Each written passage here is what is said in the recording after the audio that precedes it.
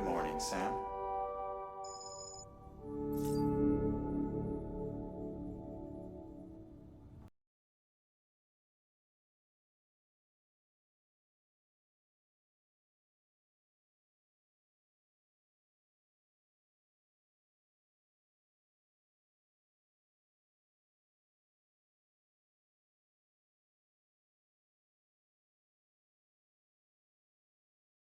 Good morning, Sam.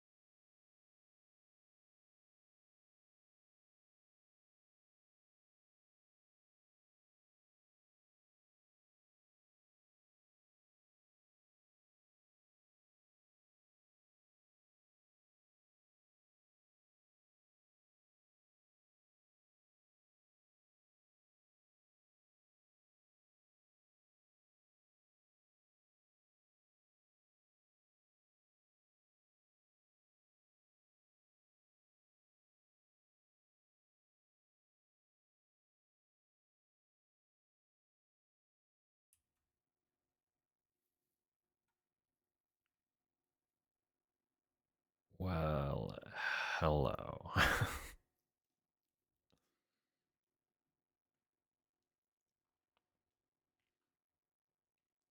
Again, apologies that it's so late. um,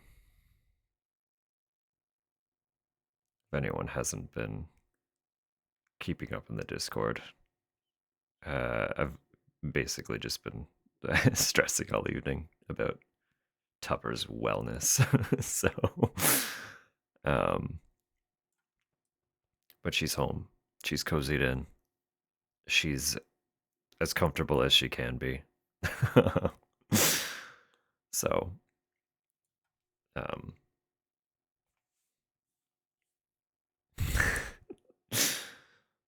we're doing all right.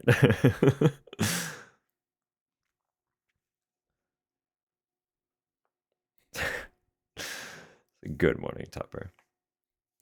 Good morning, Rose. Hello, Renee. Hello, Rose Tower. Droblin, of course. Few apologies. Obviously, again, sorry for being so late tonight. We were poised to start on time, and then a lot of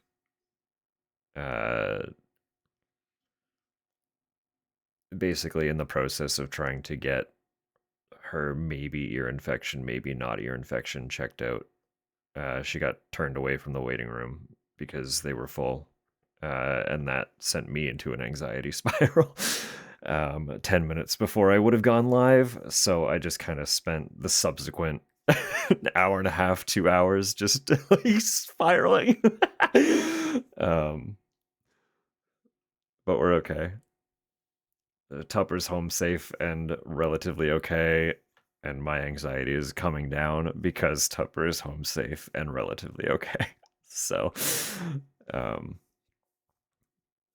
second, second apology is, of course, for Wednesday, where we sure did start stream, and then immediately our our fucking internet died. But not just ours. It was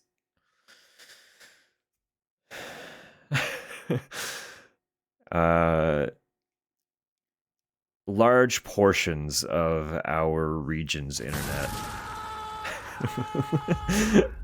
Hello, rat.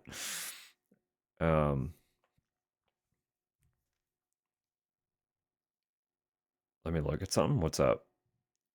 No, very large portions of our region's internet just like collapsed. For as far as I could tell, no fucking reason. There was never like a formal statement about it or anything. Can't blame it on that yet, Tupper, huh? Can't blame it on that yet. Yeah, stop putting planets in the Gatorade or whatever. Just fuck off with that. They clearly don't like it.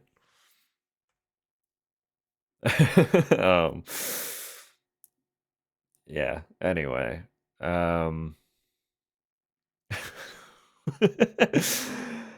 are here now. We're in shadow period. Well, okay.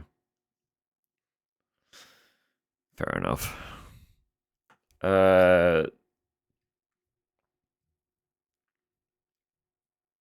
Also, just like completely unrelated to any of this. Mostly Tupper. If you're paying attention while we play stuff over the next subsequent handful of streams, just let me know if my mic volume dips at all.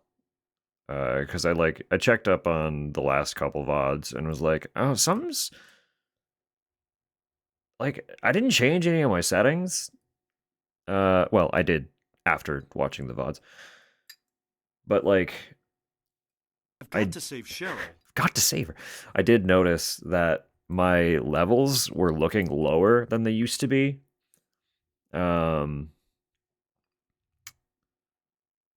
Sure, right that I'm a ginger? Fucking how? This is kind of the closest I can. It's just like the ends of my hair.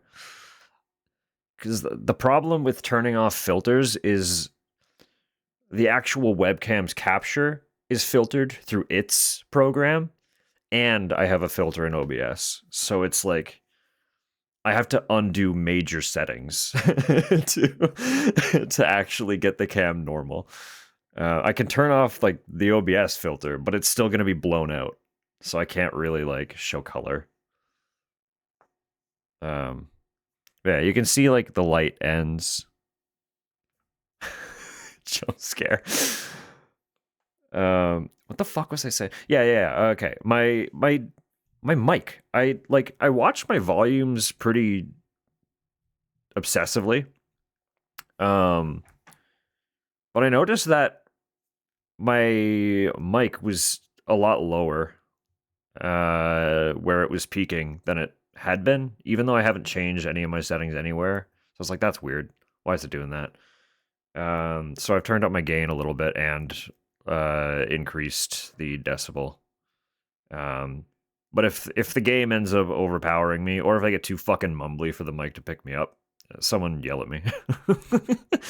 Because I wasn't inaudible, but I did watch like the last couple VODs a handful of days ago and was like, oh, if I get like a little mumbly, I am hard to hear. So I need to like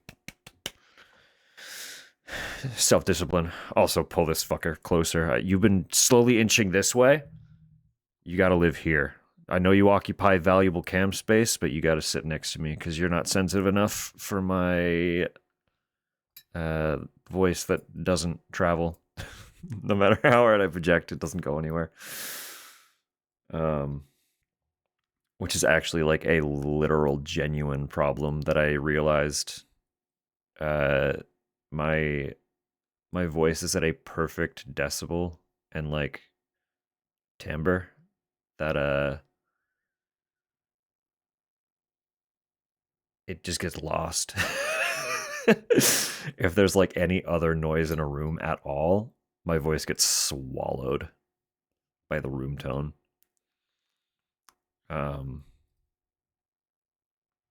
Because I know how to project. Like, I can use a diaphragm. I know what projection is. I went through theater, dude. I know how to project. But if there's other noise going on, it gets lost. So I know my voice doesn't travel.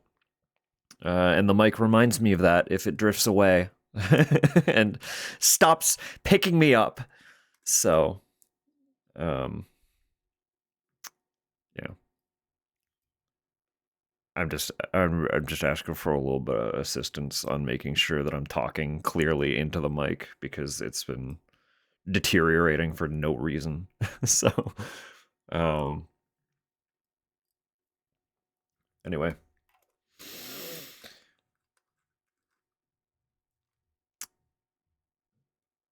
Irrelevant to what we're talking about today.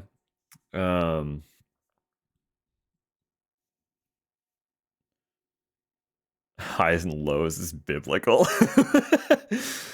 What mic do you use? Not that I know anything about hardware, but curiosity more than anything. And do you have any form of filtering, like post filtering in your setup? So I kind of do, but nothing that would like. There's no like noise gating or anything. Mine is just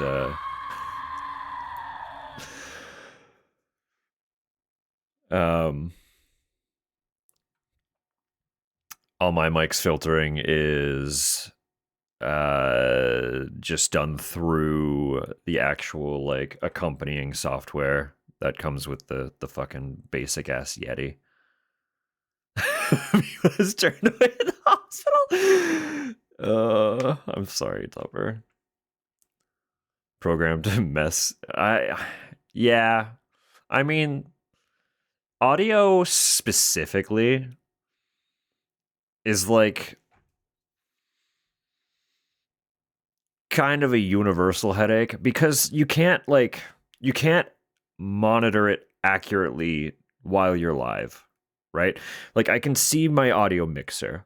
I can see volumes and decibel readouts, but that doesn't actually tell me much about how the mix is sounding, right? So it's kind of this like guessing game of hoping it's adequate, watching the last stream back a little bit to get a better idea, and then making adjustments. And you just kind of play that game until it sounds okay to you. And you just hope that it stays sounding okay. Because another fun part with the variety streaming in particular is that you're playing a bunch of different games and none of them are mixed the same. So you're constantly adjusting that volume too.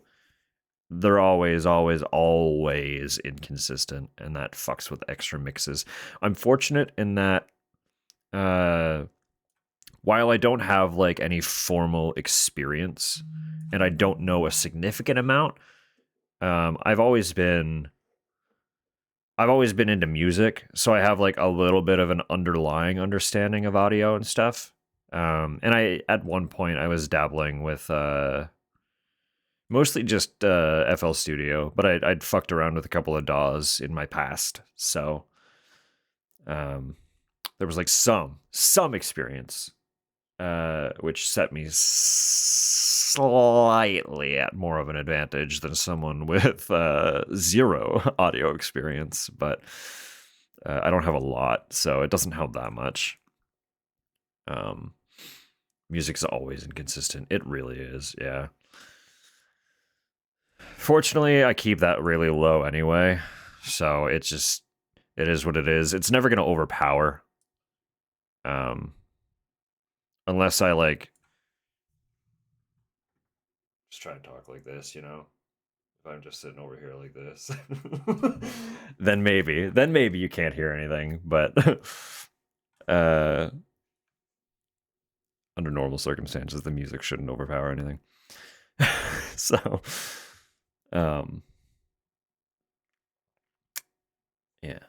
yeah.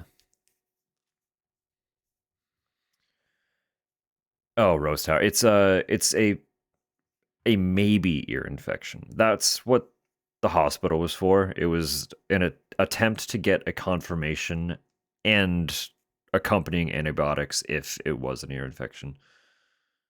Good morning, Sam. Good morning, Cal. I hope you're doing well. The zero audio experience person. It's a whole thing, right? I know that... No, she's not at the hospital. She's home. That's part of why I'm so late today. The whole time she was out, I was having like a micro panic attack, just worrying that she would be okay. And now that she's home and I know that she's okay, I'm like, all right, I can calm down and do my little discussion chit-chat stream that I wanted to have today.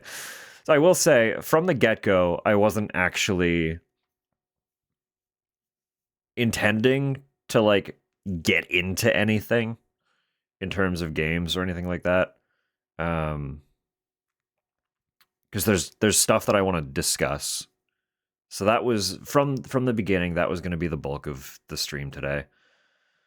Glad it's not life-threatening. If it was life-threatening, I promise I would not be here. We would be dealing with that to its core in whatever way we possibly could. I assure all of you, I do put Tups first. So if it was that bad, I wouldn't be sitting here in front of you right now. Under no circumstance would that be the case. So yes, she's explaining. So yeah, they have little emergency intake departments where you can like get care quickly rather than waiting for an appointment with your family doctor, because they don't have just like standard walk-in service. You need to make a formal appointment with your doctor if you have one. Big if on that, because a lot of people here do not have a doctor. Um, so they kind of rely on walk-in clinics, which are very limited. They are at very specific hours during very specific days of the week. And they have an online queuing system now that typically fills the moment it opens. If you do not get lucky on your queue placement, you probably don't get into that walk-in clinic. So it's between a walk-in clinic or going to urgent care if you need like in the moment care for ailments. Otherwise, you're waiting for an appointment with your doctor, again, if you have a doctor. And that could be weeks, if not longer, to actually get into. So, uh, Canada has free healthcare in that for a lot of the basics, we don't have to pay a cent out of pocket. But also, those basics are all kind of absolute dog shit. And most of us don't really reap any benefit at all from it being free. So, uh, you know, it's better than certain situations for sure. We're not going to go into debt over a broken arm. Things like that. But it's not great here. And Atlantic Canada in particular is notably not great as far as healthcare systems go. Like our little cluster of provinces is pretty dire. So it's, it's we do what we can. But again, fortunately, like she was feeling better when she got back in. Than she had been when she left. So that was already kind of a relief. We're mostly hoping that it's not actually like a full-blown infection and that it largely passes overnight. It might just be weird inflammation. Cuz like we have also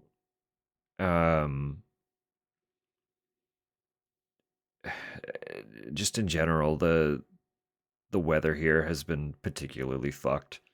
What else is new? Basically we went from like hovering around freezing most of the week to like plummeting today. It was particularly cold today. And I know both of us have a hard time with fluctuations that extreme.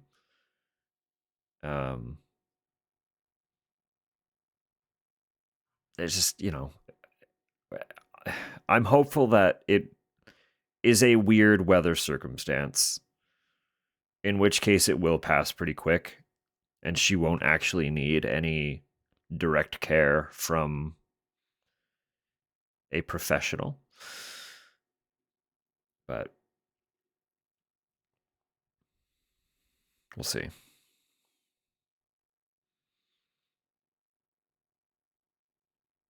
Symptoms, as far as I'm aware, were just today, right?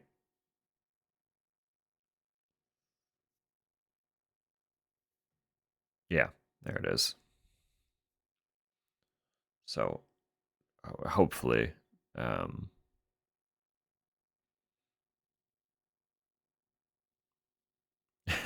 yes, we're all good. Thank you, Neon. Welcome in. Well, Tupper is experiencing some pain, but she is home now, and hopefully will be doing all right.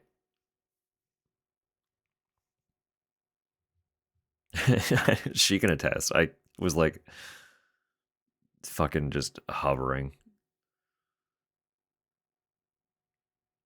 hovering around her, like, what can I do? How can I make it better? What do you need? Can I do anything for you?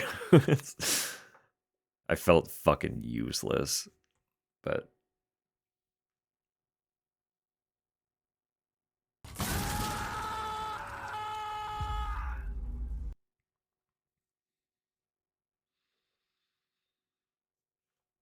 yeah. I know she's explaining there, so um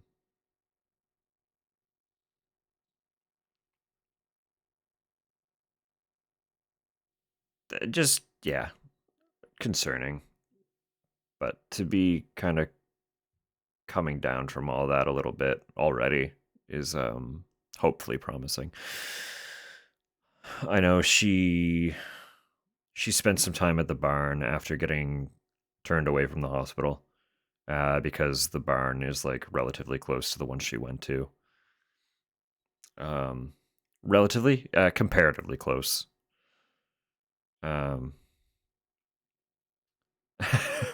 Tupper's unstoppable, but also like it was kind of do that or live in the limbo of not knowing. I mean, I know she ended up not knowing whether anything was actually wrong anyway, but she went to the barn for a little bit and being out in the cool air offered some relief. So, but I must pet pony. The barn cat was the big nurse. Barn cat did a lot of the aid.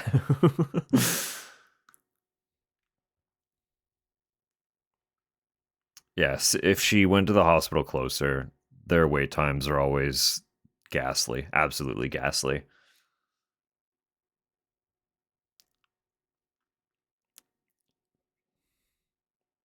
Yeah, that's what happened last time we went. Super chill. Um, yeah. So it's been a week. It's been a week for streams for sure, but did not leave for an entire hour exactly. Barncat Barncat knew. Not only is Tupper already Barncat's favorite, um, but Barncat knows when Tupper's not feeling well and will will nurse her back to health as much as possible. Hello, KJ. Welcome, welcome.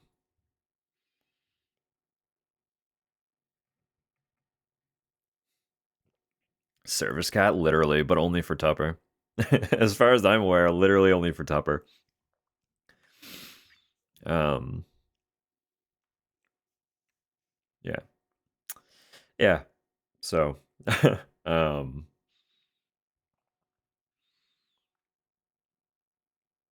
fraud physically or emotionally. She's extra insistent. She will not. She will not leave you alone. But also, you've kind of got a knack for like bonding with the cats, so it's not really that surprising.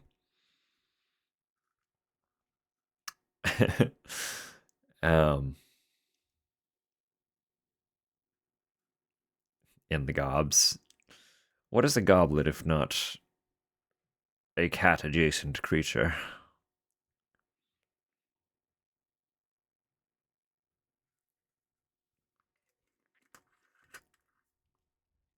Um,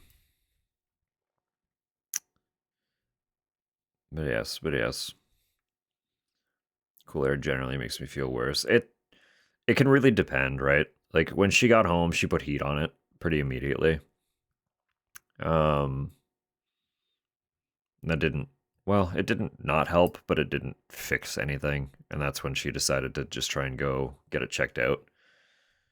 Um, getting that hit of cold air was kind of just a byproduct of being at the barn, and it seems to have helped a bit. So she's down there with an ice pack now, hoping that the cold in turn continues to help. But just read up on it. Yeah, it's okay. we're gonna keep our fingers crossed that it does just continue to go down, and that she will be over it by morning.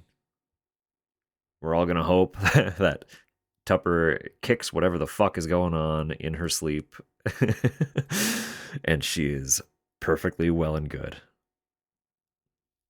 by the morning. So,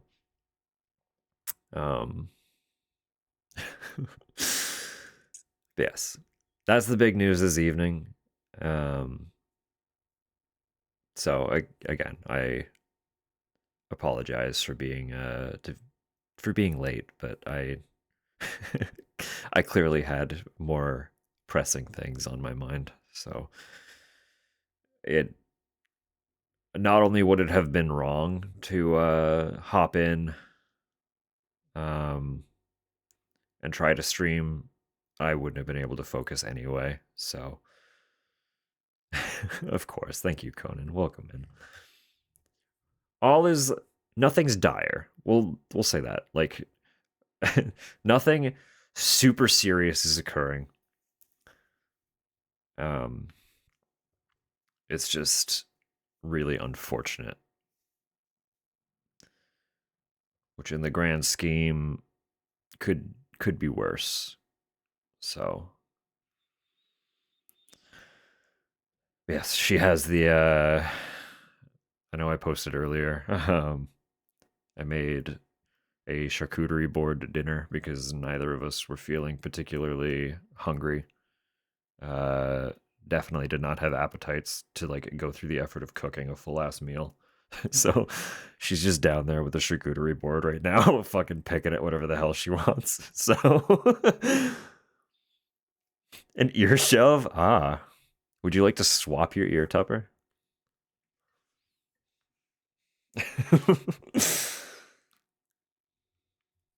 Oh, I'm so sorry.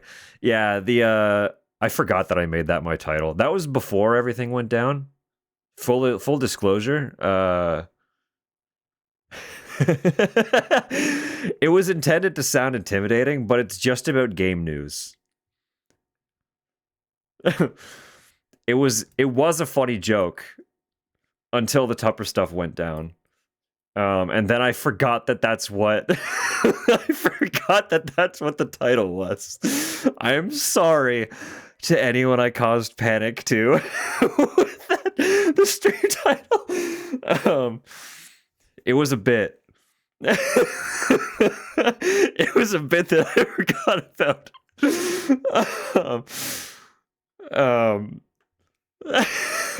Breaking up this. Yeah. We're having a serious discussion here. We really need to have a chat. No, the title came before the Tupper conundrum. I'm sorry about any mix-up as a byproduct of that. It was a haha funny 3 hours ago.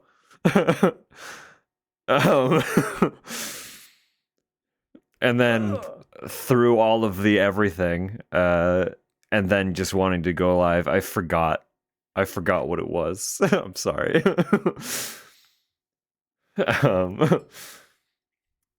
Yeah, there's gaming news, which is the context of the actual. There's another chat.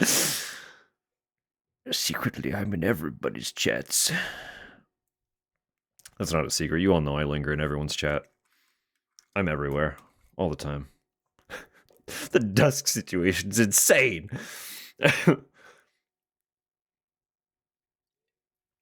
We can smell it on you. You're smelling your own chat, rat. I was there all day today. You know it. That scent is one of familiarity. The goblet invasion is advancing.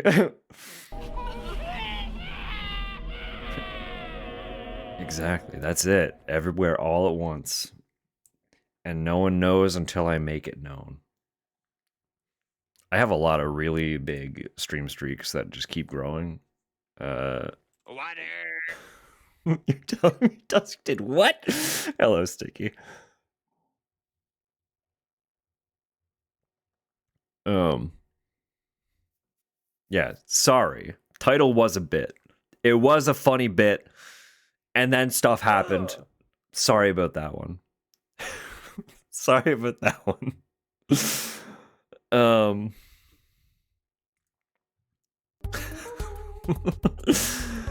no, gone wrong and sexual. Cancelled? Never. Never ever. Dusk situation. What would the situation be? Like, you already know that I'm a fucking degenerate. This just in. Verily Dusk, monster fucking degenerate. It's like, that's not news. What are you talking about? How long have you been here? You clearly don't know what's going on. Can't believe Tupper's fucking dead. Addressing the ginger allegations. I don't hide from that. I tell everyone. I'm a fucking ginger. That's why I can't go outside in the summer. I burn to a crisp. God, actually, my fucking... Because I've been, like, getting more comfortable with my own being, I've been embracing wearing less in the scorching heat of the summer. And more of my body has freckles than it ever has before. And it's starting to freak me out a little bit. I worked up a monster fucking... Yeah, we don't hide from it. I forget that you are relatively recent to this space, but if monster on screen, I probably want. That's about all there is to it. So I always knew they were a monster kisser. I could see it in their eye. Does Dusk Mars is gay? God. Anyway. Yes, the stream title was in reference to the fact that we got some pretty large, for this channel, gaming news yesterday in the form of one particularly large announcement during the Sony State of Play, as well as we got a new trailer for Townfall. Actually, shockingly, during the State of Play as well. Well, less shockingly, I was speculating that Konami was going to tie something Silent Hill into the State of Play, considering they were doing their transmission like immediately after. I sussed that out. I was like, they've done this before. They're doing it again. They're going to talk about something Silent Hill during the State of Play and then expand on it during the transmission. And the State of Play had a huge announcement that we'll get to. Continue to forget they have Bloodborne. The Bloodborne, I've talked about this a little bit. It's kind of a twofold tricky situation where someone who used to be high up in Sony talked about it a little bit and said basically Bloodborne is this entity that is so dear to Miyazaki that he doesn't want anyone else to do anything with it. He wants to be involved with the project. But that turns into a twofold issue in that he can't do anything with the project without the green light from Sony. Hidetaka Miyazaki is From Software's CEO and the director of many of their modern hits. He was the lead director on Dark Souls, on Demon Souls, Dark Souls 3 specifically, Bloodborne. No, not the Totoro one. Yeah, different Miyazaki. Yes, so it's it's easy to blame Sony, but it's not just Sony. Because basically, he can't do anything without Sony greenlighting it. But also, he won't allow anyone else to do anything with it. And he's very busy. Because he's also constantly working on new projects. Because as far as I'm aware, he was also the lead director on Elden Ring, correct? I could be wrong, but I'm pretty sure he was. And now he's the lead director on the Duskbloods. So it is a twofold situation, and Miyazaki is half to blame. I also probably wouldn't want a new Bloodborne project without his hands on it. But that means his hands need to be free to work on it. So, the joke all the time about the two Miyazakis. It's true. The hilarious thing about them is one of them makes vibrant, fantastical, whimsical fantasy worlds, and one of them makes horrific, grim, dark,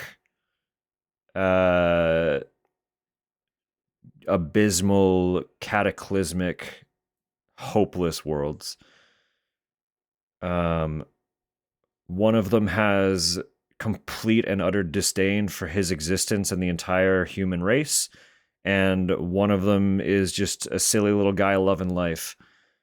Fucking take a guess which one directs which world. The answer might shock you. Yeah, anyone unaware, Ghibli's Miyazaki is quite the character who kind of has complete disdain for existence. Despite just Junji Ito and me, it's very similar. Yeah. Honestly, Junji Ito is to manga as Hidetaka is to video games. So yeah. All right. We should talk about some video game stuff, right?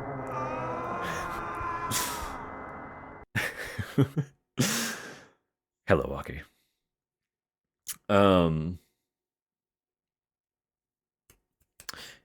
Yeah, first and foremost, today.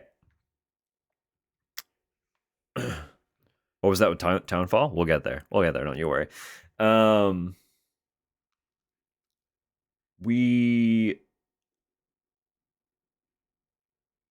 gonna play Reanimal.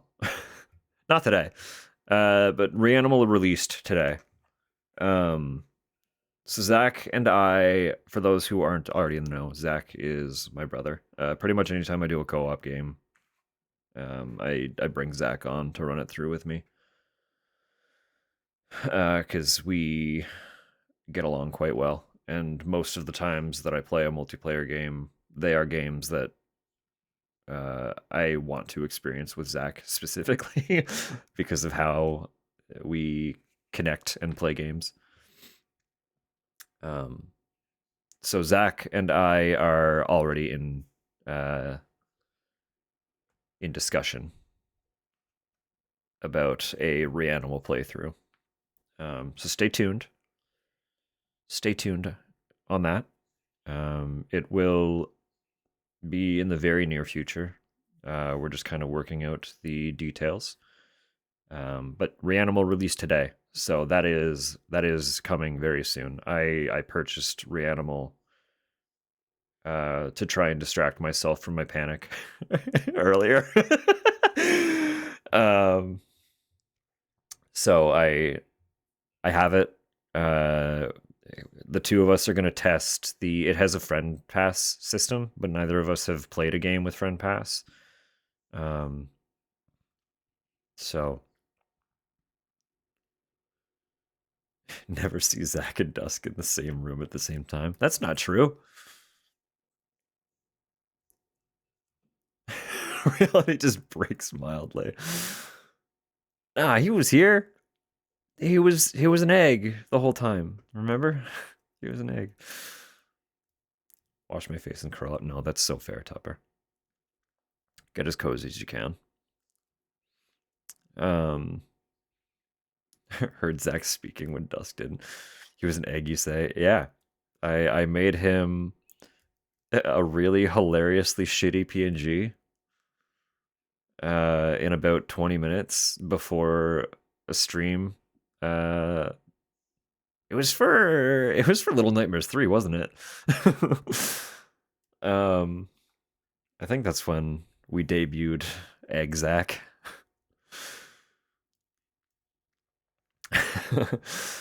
um so that'll make a return. um Little Nightmares Egg. I'm pretty sure that's what it was. Oh, yes, sorry. There was one more thing that I want to address before I forget. Um, Tupper got snubbed on Wednesday. Resubscribing for 13 months. And then like she unfortunately hit that button like a minute after my frame started to drop, and the frames dropping was the sign that the internet was on the actual it was moments from death. My sub broke the internet. No, what actually broke the internet was ads started playing, and 10 seconds after the ads started, my frames started dipping, and I thought something happened with Twitch. And then it wasn't Twitch. It was our internet service provider dropping the ball again. Subby buddy became a dummy mommy. Call that a switch. It's true. There it is. Yes. So, thank you, Tupper. I do, I do appreciate you. You don't have to be giving me money every month. Like we live together, but you do that, so I appreciate it.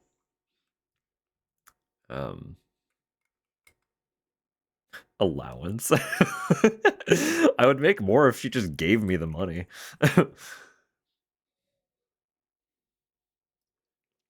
But also she gets the emotes for free.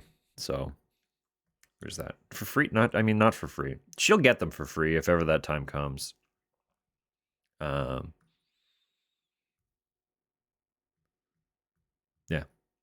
Anyway. We have some game stuff to discuss, and I would like to discuss it. So I don't know how many of you watched the State of Play, but obviously, if you don't want some spoilers, you know, some people like to go into it blind or watch the State of Play themselves. If you haven't yet and you would like to stay unspoiled to it,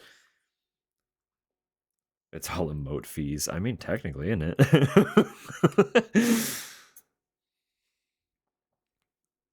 Spoilers. I mean, genuinely, yeah. I know a lot of those little like game events where they showcase stuff like new trailers and talk about new game releases and shit like that. I try to stay relatively spoiler free because we have a little group that likes to watch them together. So if they're playing during a time where we can't be in a group call, we all try to avoid them until we can watch them later that evening. So, already show me dioramas of animal scenes and creatures. Yeah, my god. Hobby people are fast. They're gonna be great. I'm excited to see what Reanimal has in store. So for those who aren't aware of what Reanimal is, it's a sort of a spiritual successor to Little Nightmares. I know Little Nightmares hasn't ended, but the developer of the first two games, Tarsier, is it? I believe Tarsier Studio. They were acquired a handful of years ago. But in the acquisition, Bandai Namco retained the rights to Little Nightmare. So they were no longer able to develop a Little Nightmares title that belongs to Bandai Namco. So there was no bad blood between Tarsier and Bandai. Why do Bandai keep doing that? It wasn't their choice. They're just a publisher. They had the publishing rights to the game, and whoever the fuck bought Tarsier didn't acquire the rights with the studio. They just didn't bother, or whatever. I don't know how the deal went down. There was no bad blood, but it did mean that they couldn't continue making Little Nightmares. What that does mean is that we got Little Nightmares 3 from Bandai, developed by, it was Supermassive, I believe, which is great. But now we're also getting Reanimal. So basically, it means Tarsier can make a Little Nightmares style game without the confines of developing it in the Little Nightmares universe. They can kind of branch out a little bit and experiment and keep the formula, but like branch way out. Just do whatever the fuck they want with it, which I think is exciting. Obviously, the game came out today, and I've been avoiding it like the absolute plague. Sneaky demo drop. Yeah, I mean, you know, I can still have some fun with it. Plus, the thing about these games is they're all pretty short. So you could easily finish Little Nightmares in an evening, like Zach and I did, and then dip into the demo for like a little digestif, if you will. Simultaneously a digestif and an appetizer. So, yeah. That's what that game is. It's going to be like Little Nightmares, but also it's different because it's the original developers making a new world, new experience. So, Zach and I are gonna play it. We don't have an exact on the when yet, but it will very likely be next week. As in, like, this weekend is gonna roll through, and then at some point, you'll get it. You'll get it.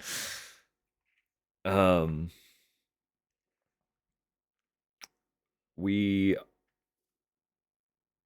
are also potentially having a little bit of a shakeup to our scheduling. I'm in debate with myself about what I want to do next week, because we're getting really close to the release of Requiem. And with the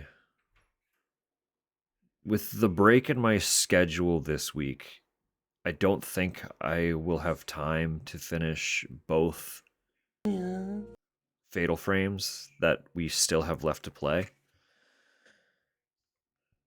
So I'm in debate as to whether I want to still try and play Mask of the Lunar Eclipse before Requiem comes out,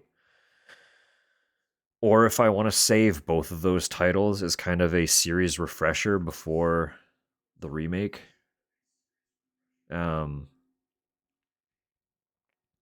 Because there's going to be a gap.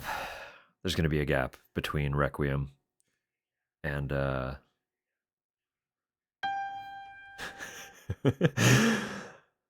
there's going to be a gap between Requiem and Fatal Frame 2 remake. This is going to be our first major talking point of the state of play. So if you've been here for a very long time, as in present as of January. KJ, we know that's a lie. If you've been present as of January 2025 or a little earlier, we spent all of December and half of January playing the first Death Stranding. A game that I had already played before and was already in love with, but we did it as a refresher because of how much I love it. And because at that point in time, we had news of a sequel. The sequel did release. It was a PlayStation 5 exclusive released in June of 2025. So I haven't been able to play it despite my immense excitement and love for the franchise. During the state of play, Kojima was able to confirm a release date.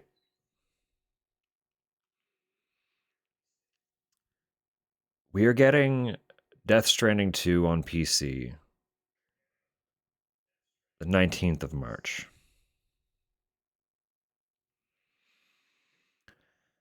That is very soon. That is very, very complicatedly soon.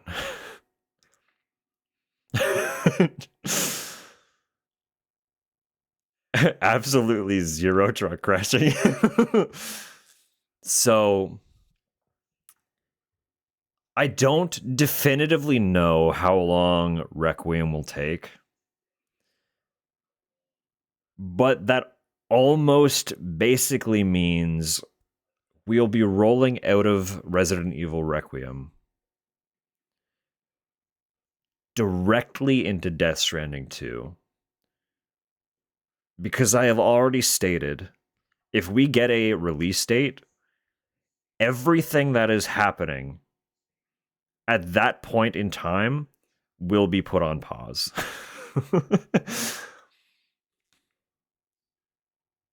No ifs, ands, or buts. And unfortunately, what would fall into that window of time was the Fatal Frame 2 remake and my third playthrough of Silent Hill F, which I am a little bummed about because I'm really eager for that too. But I have been waiting so fucking long for Death Stranding 2 that everything else can wait just a little bit longer. Gotta do EP, that's absolutely fair. 19th March, Death Stranding 2. Sweet dreams to that news.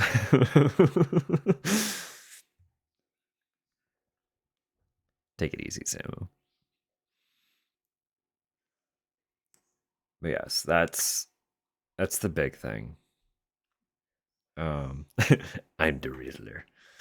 I'm the Riddler tonight.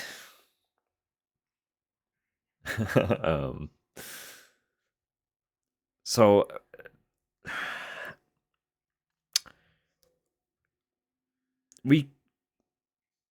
I want to I'm torn on watching the announcement trailer for that release date because like I've been avoiding so much about that game. I do not want to fucking see anything. Oh my god, ads are literally about to play. I'm so sorry. They're like happening right now. I'll shut up for a second. I'm sorry to everyone getting caught in ads. We're just gonna vibe for a sec. We'll be here.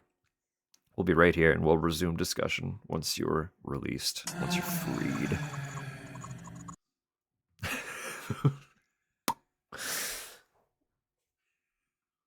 um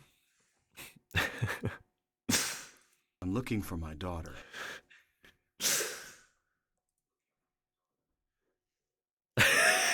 Time keys. I want keys. All right. Give me 2 seconds. I'll be right back.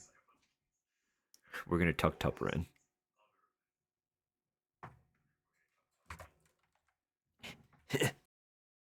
Oh my God.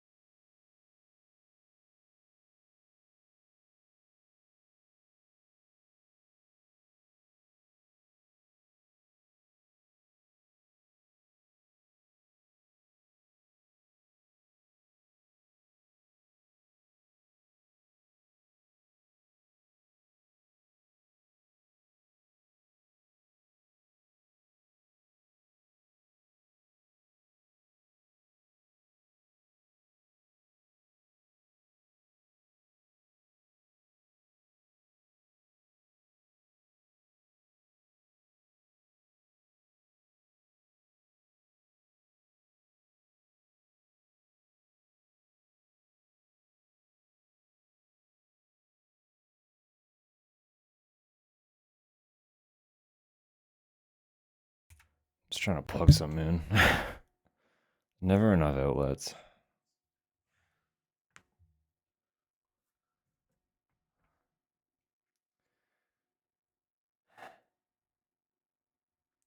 Give me a sec. I'm weighing my options here.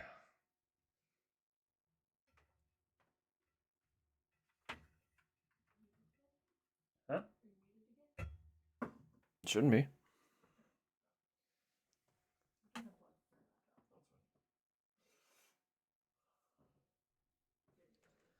Whoa.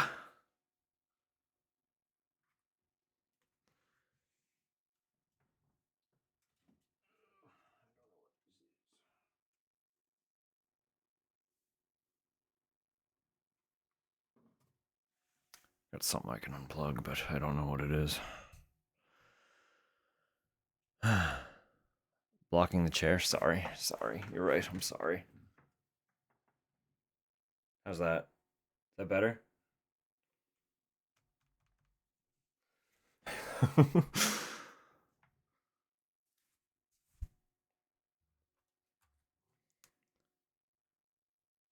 You're welcome. I know how important Share Stream is.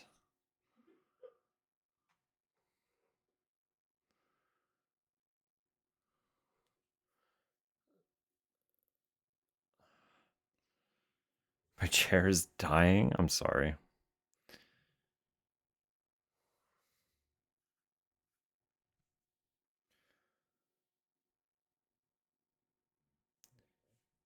Is there anything we can do to help your chair? Can we cure it?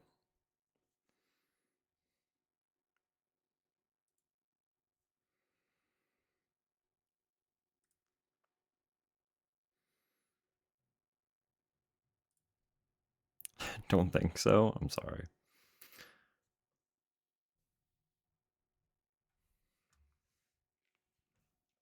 I am sorry. Know that I would like to help.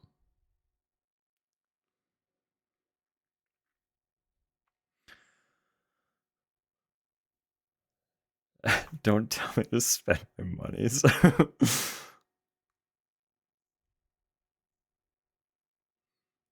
Pull it every 5 minutes. Ugh.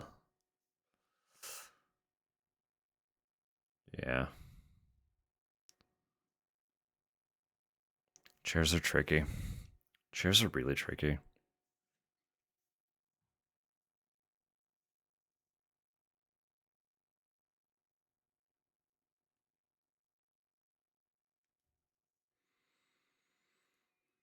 Sorry, I'm still thinking about it. Hang on. Let me deal with these cables so that I stop thinking about them. Give me 2 seconds. I'm still here. I'm just like under my desk.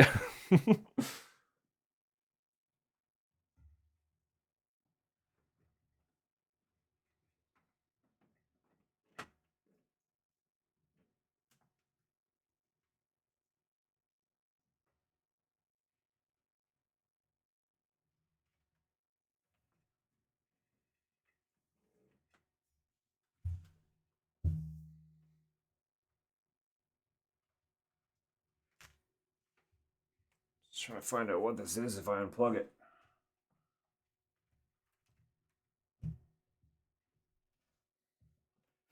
Oh.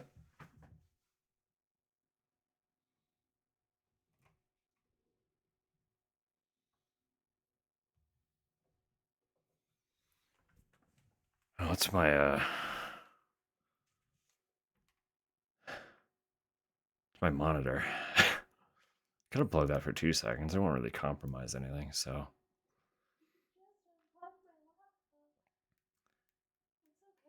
Here for the ride. I appreciate that. That means so much. I'm glad you're having fun. And I know you came in with Fatal Frame. And I will clarify that Fatal Frame is not going anywhere. It's just being delayed. That docket is not nothing is being removed without very specific reason. No, Tupper, the problem is I've already swapped sides for the Switch power block. And at this point, it'll be more hassle to swap it back than to just unplug my monitor for 2 seconds. Because I have this cube. I have this cube extension block that I can plug into the power bar. And that'll give me more outlets. So I'm going to go dark for a second.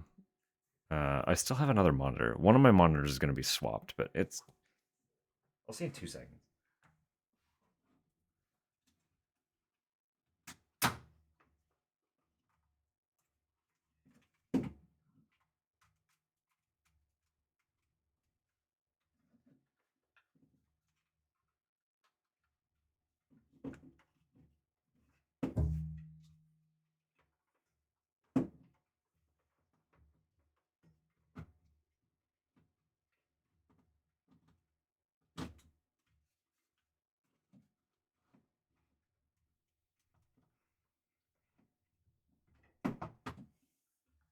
Now it's all plugged in. Ah. Can I say something controversial? It depends on the controversy. That's a loaded question, isn't it?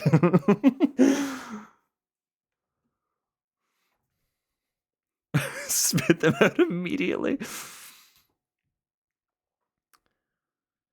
The best USB-C charger? Hey, I'll take it. I mean, it's got to charge like a whole console conversion thing. It's just unfortunate that the block itself is like a really awkward size. Because like a lot of consoles that require like an actual power block, like a little battery unit, they have an outlet that comes out of that plugs in to the they have a cable that comes out of that plugs into the outlet, so that the actual block can be out of the way. But Nintendo's is just like this thick fucking block piece that plugs into the outlet, so it occupies, at least the way that American outlets are formatted, plugging it into one usually means that the adjacent outlet is unusable because they're just too close together. So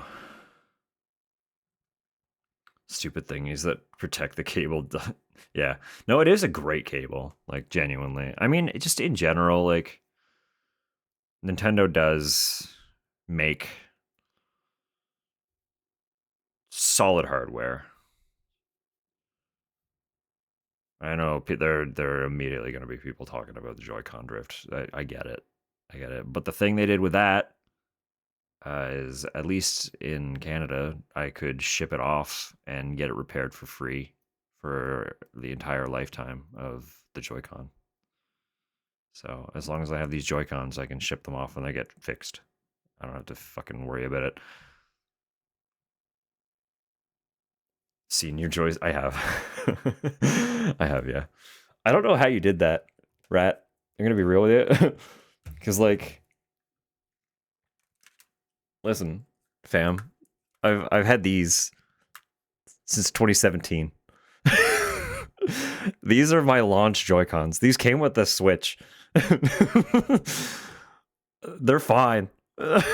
Like, what'd you do to it?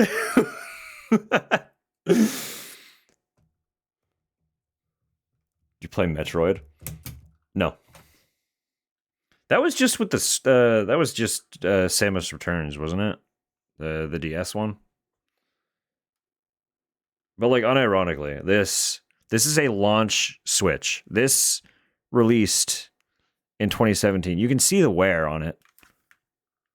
But like, this has been, we use this, like, we used it daily until we got the Switch 2. Start playing Lotto right now. I'm just not hard on my hardware, generally.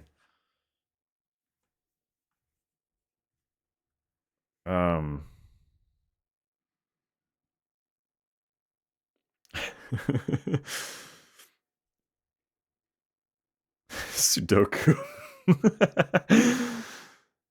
No, the last controller that I like broke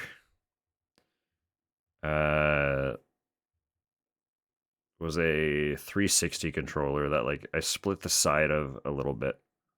360? No, it was a one. It was an Xbox One controller. It used to be my PC controller.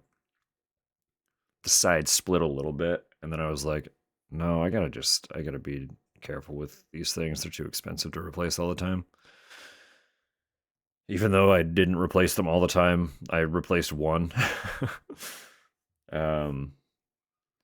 The only other like close thing was I used my PS4 controller so much that I did like wear the thumbsticks down. I don't have that one. I don't have that one on hand, but like pretend this is a PS4 controller. These were worn down so much that like the ridge of the grips didn't exist anymore, so they were just like rounded. They were just rounded joysticks, and there was a little plasticky bit.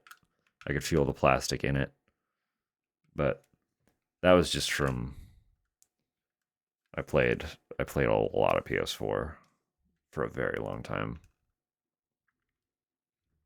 But the controller still works. I'm pretty sure I still have it, and if I went and grabbed it, I could use it for anything.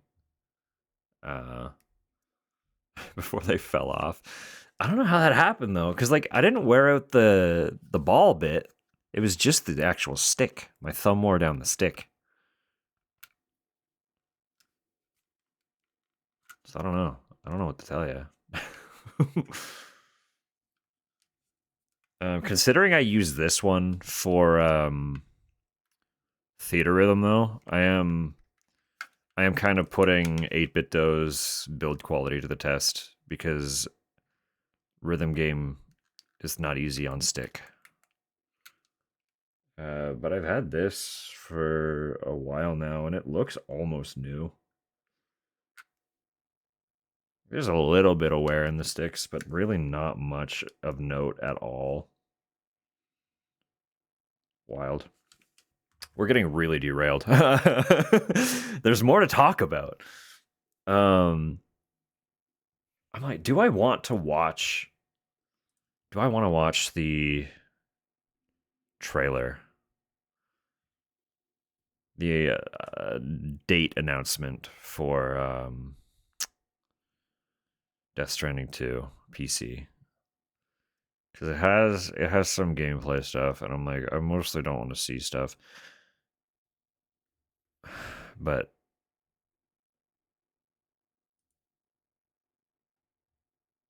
we could watch it. We probably should if we're talking about it, right? That makes the most sense. Where is it here? Where is it here?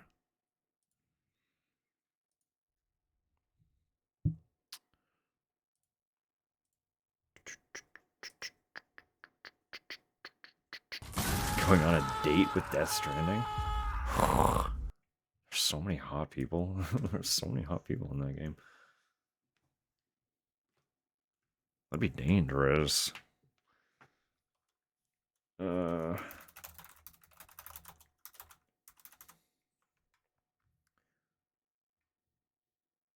It's just a minute. It's a minute 6 seconds. We can do that. Let me pull it up.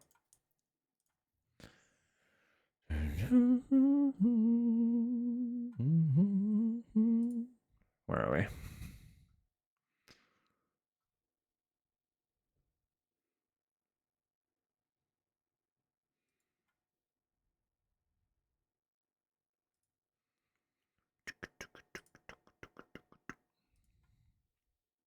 Yeah. Let me pause the music. I don't know. This volume should be okay. All right.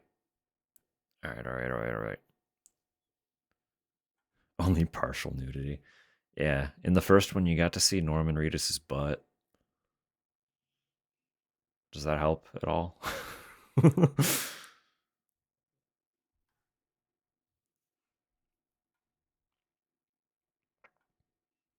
YouTube VODs. There is a lot. Fairest of fair warnings. I do have, hang on. I do have a playlist for them. Let me pull it up just to give you like a very rough. What the hell? Oh. Box fell over. And I was like, what the fuck just happened?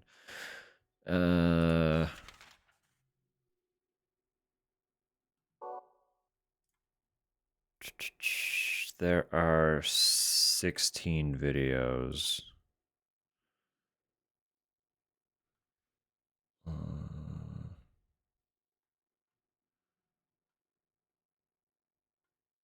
Three of them break 10 hours.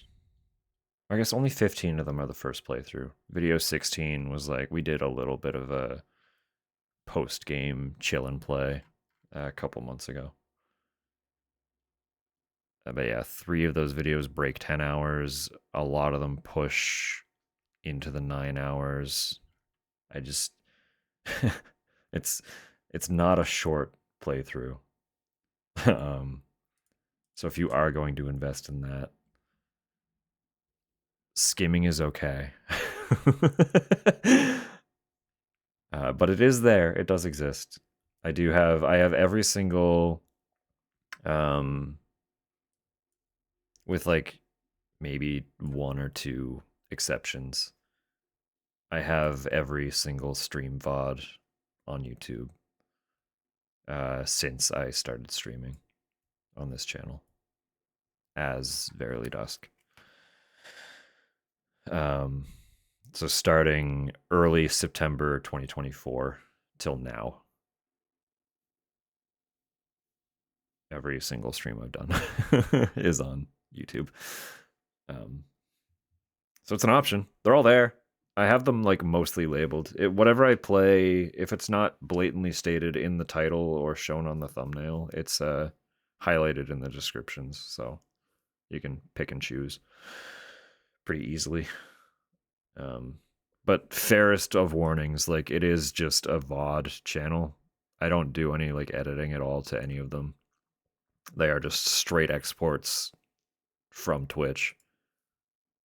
So it's I'm sure a lot of them are pretty rough, but they are all there. Regardless, this focus. I gotta focus. Death Stranding 2 PC announcement. Who do you think will come out on top, Sam?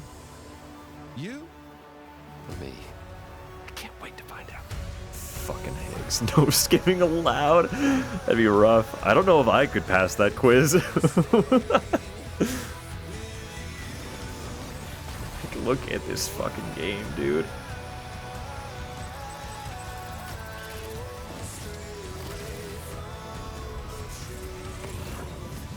Ultra wide is hilarious.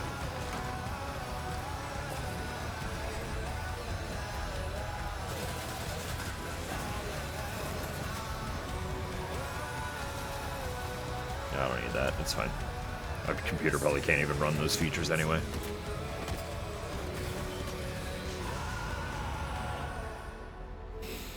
Kept you waiting, huh?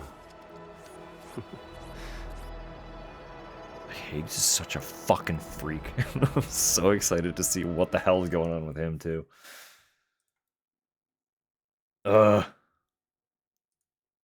Just so... Oh, yes. That does exist, yeah. It's open to anyone. Obviously, this is here too.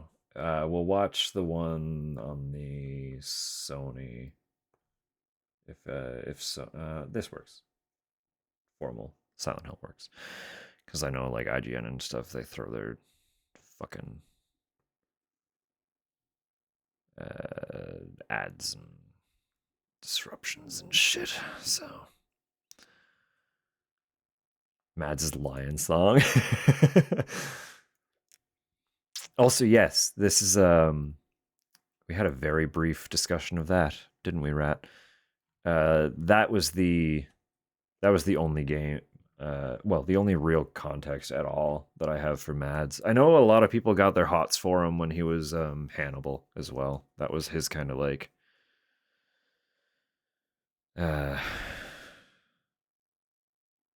Western breakthrough role, I guess.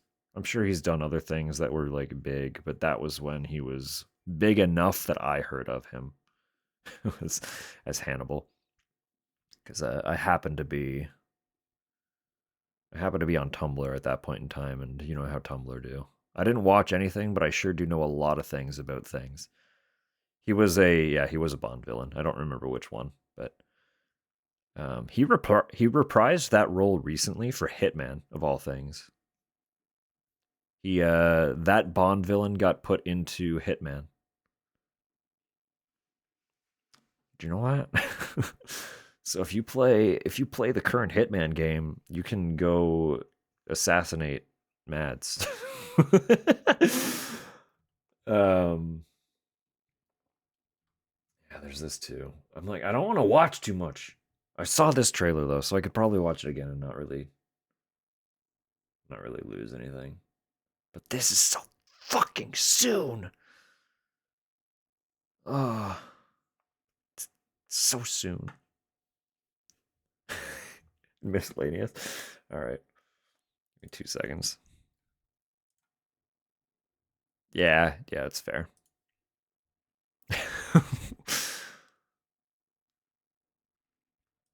That is fair. That is a good photo. There's also, I need to find, hang on.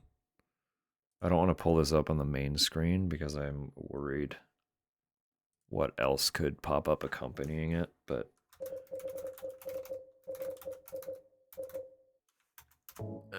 there was a photo shoot with Norman that sold me on him well before I had any context with like The Walking Dead or Death Stranding or anything like that.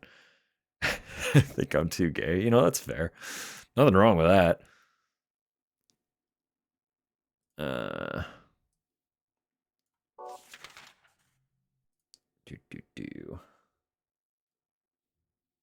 Yeah, it's a Reddit. It's fine. Whatever. Just very briefly, we got this. I saw this photo of Norman and was like, who is this man? Who is this man? I need to know more. Yeah, that was a big one for me. I was like, whoa, hold up now. So I actually did a photo shoot in photography that was very loosely inspired. Well, it was inspired by and very loosely themed around this photo. We went a little grittier with it, but I made a photo. Unfortunately, I don't feel comfortable sharing the photo because I like don't have any contact with the model. And I don't want to just like share that around randomly on the internet with no context without like his okay to do so. So so I can't really share that one, but I have a grittier tile floor, tiled wall, wedding dress gentleman photo that I did for a project. It was a fun shoot. Had a good time with that one. Anyway,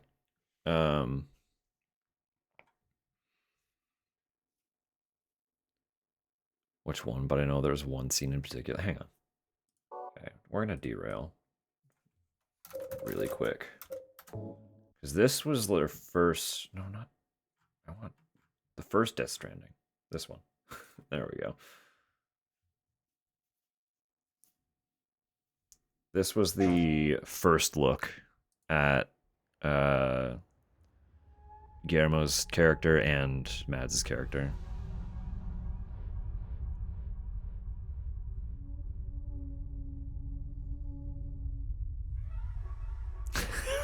Number 57.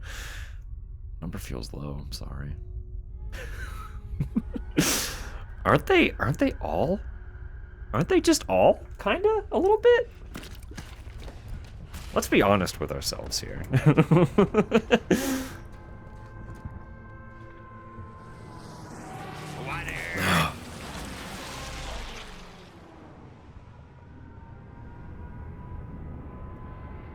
All right. Yeah, it's the pod. We got the pod. He's holding it. The counter reset for the new year. This month. 57 streams this month. Oh no. Clearly I have to have collaborators.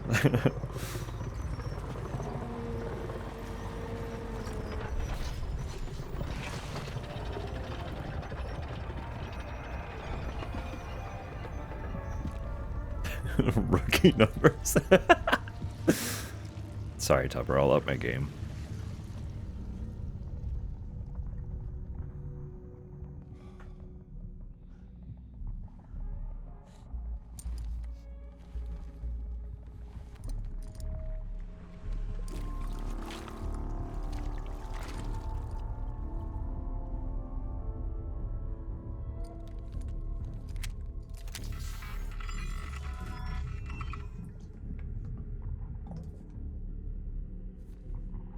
Considering how short emote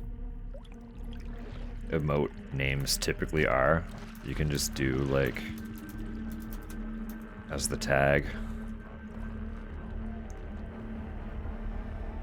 What are your actual...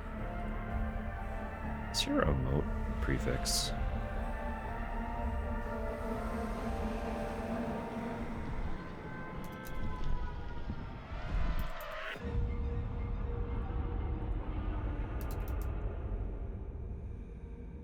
Tupper 14. Okay. So it'd be Tupper 14. Essentially. Something like that, right? Or just...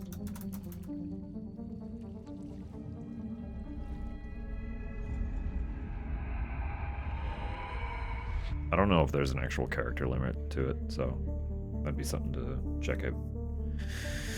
Check out for sure.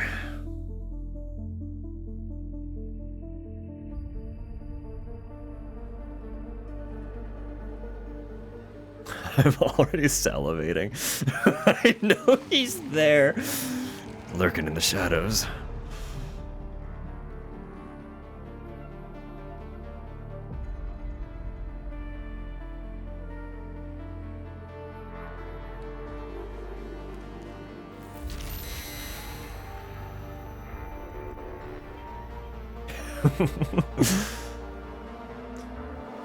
Mad Star.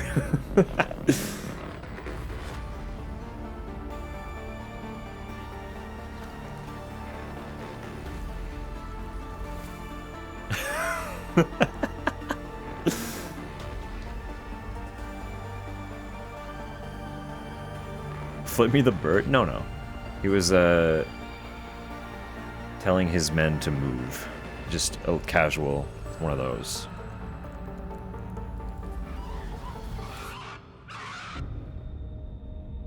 One of yours is way longer? Perfect.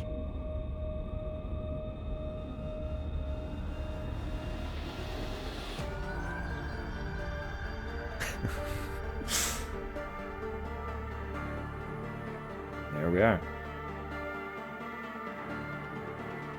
Smirk at me, you fucking freak. Yeah, that was the second trailer we ever got for the game. We didn't know what kind of game it was even going to be yet. At this point in time. We had no context at all. Because the first trailer gave us fuck all to work with. It really didn't tell us anything. But that's not important at the moment. So we got Death Stranding. That's releasing. That's interrupting my whole fucking schedule because I was expecting the earliest we'd get it was June. So I was kind of planning to fill time until then. Plot twist, it's fucking March. So that has been expedited. So you know that wasn't meant as a roast. Wait, which part? What do you mean?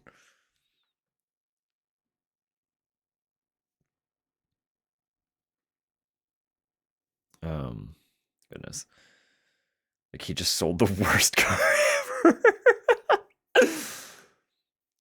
Realizing we have dramatically different taste. Red toast on dusk. You can have some toast. I'll give everyone toast. It's okay. Fuck. What am I doing here? Townfall. If I can type. Silent Hill Townfall. Trailer. Trailer 2. We got a new one. Here. This one. So we got details. We got new details. We got unexpected details. I played. So they're called Screen Burn now. But when this game was announced, the studio was called No Code. They have a few other games, but they have specifically 2 games that qualify as horror on Steam. Okay, no, of course, you're fine. I take no offense to people not being physically attracted to me. You're good. We can just vibe. We're allowed to be friends. No roast taken.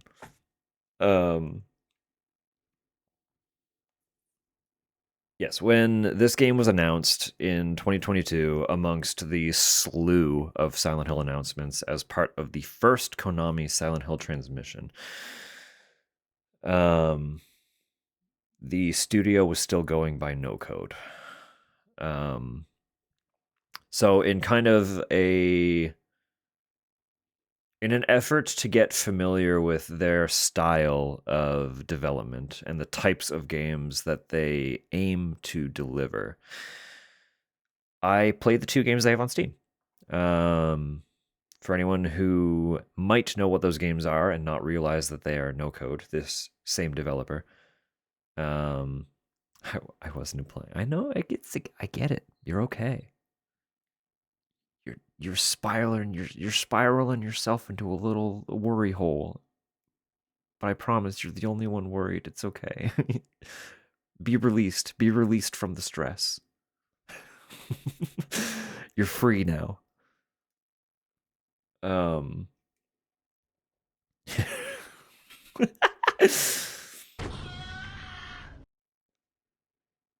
games that they had released as No Code. 2 titles. One, Stories Untold, released first. So we played that first. It was a great little game that kind of unfolds a very unexpected mystery subplot. I don't want to say too much because even discussing like the way the game presents itself is kind of spoilery for that one. But it was a really good insight into the way they can build tension and mystery in their games. That game alone had me very hopeful because it's like they know how to kind of subvert expectation and build clues without your realization that clues are being put in play, right? Like a lot of what was happening was presented in plain sight. You just had no fucking idea they were doing it. And once you realize what the game is doing, you think back on all the little hints that they had presented, and you're like, oh, fuck. It was all here. Like, really cool, really good. Like something like half a year later, we played their other game to get familiarized. This one was notably different, but still had a similar kind of like a unique spin on the way they developed their gameplay. I know that game. I know that one. Rose was immediately taken by it, and actually played it recently. So if you would like to see a recent playthrough or two recent playthroughs, you can watch Rose's and then mine, or mine and then Rose's back to back, and see how we navigated the games. The second game was Observation. That one I can talk about the premise a little bit more. And it was a very cool look at how they build like a unique game. Because it was presented in a very unique way. They made this game where there is a whole mystery plot that is unfolding, and you're trying to piece together what the fuck is happening. And it's a story. I forget the protagonist's name. I don't remember her name. But it's her story. But you don't play as her at all. You actually play as Observation, the space station. You play as its onboard AI, Sam. So you are the space station's systems and computer. And that is cool because your memory is corrupt, so you don't actually have any recollection of what has happened. The reason being you can't access the files. They're just unattainable. So while Emma is trying to navigate the space station and figure out what the hell is going on, you're also trying to piece together your data and string together other pieces of data found throughout the station to kind of also figure out what the fuck is going on. And it just, the whole thing kind of takes a turn. Just stealing people's art. Wrong AI, wrong AI.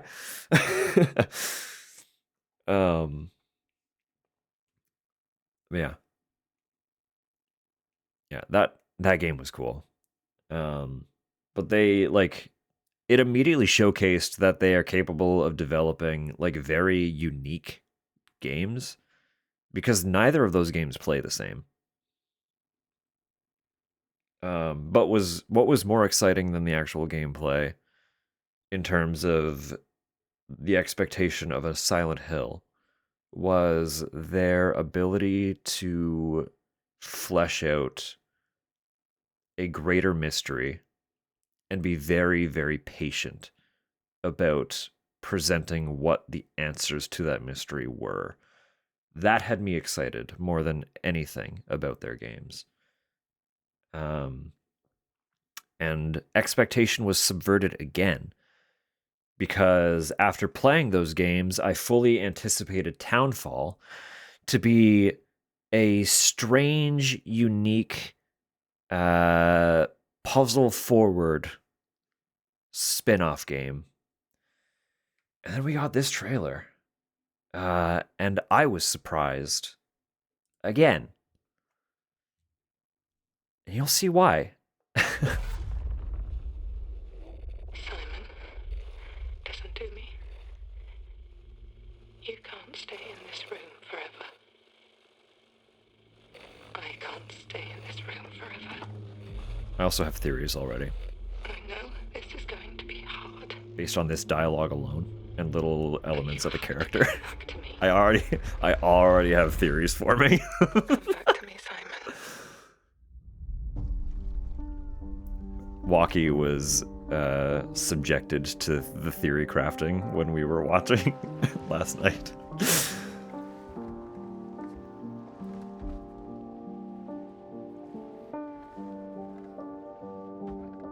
I woke up in the water again. this time it's different.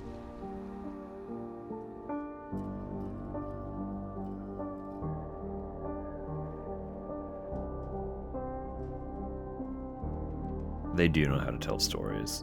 And generally, I'm confident in their ability to build a game, too. I keep trying to fix what happened. Stories Untold and Observation were fun to play. No matter what I do, You can't fix it. It doesn't let us change things. You did what you did.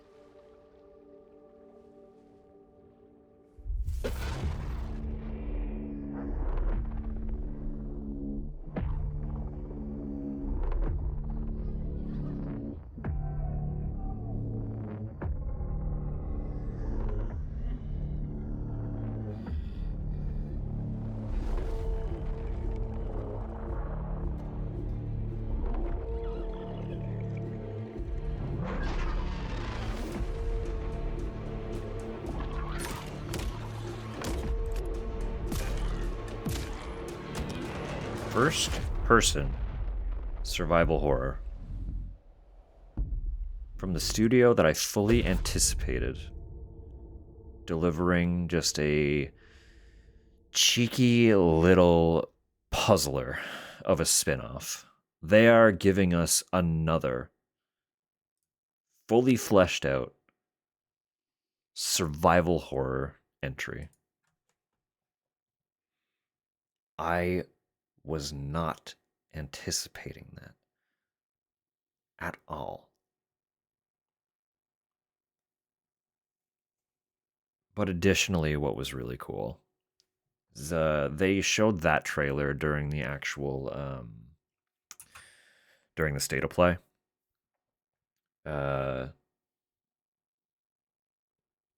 So we didn't get the trailer during the state of or during the transmission naturally. What we got instead was them giving a little bit of a breakdown of what we could expect, and then doing a lot of talk on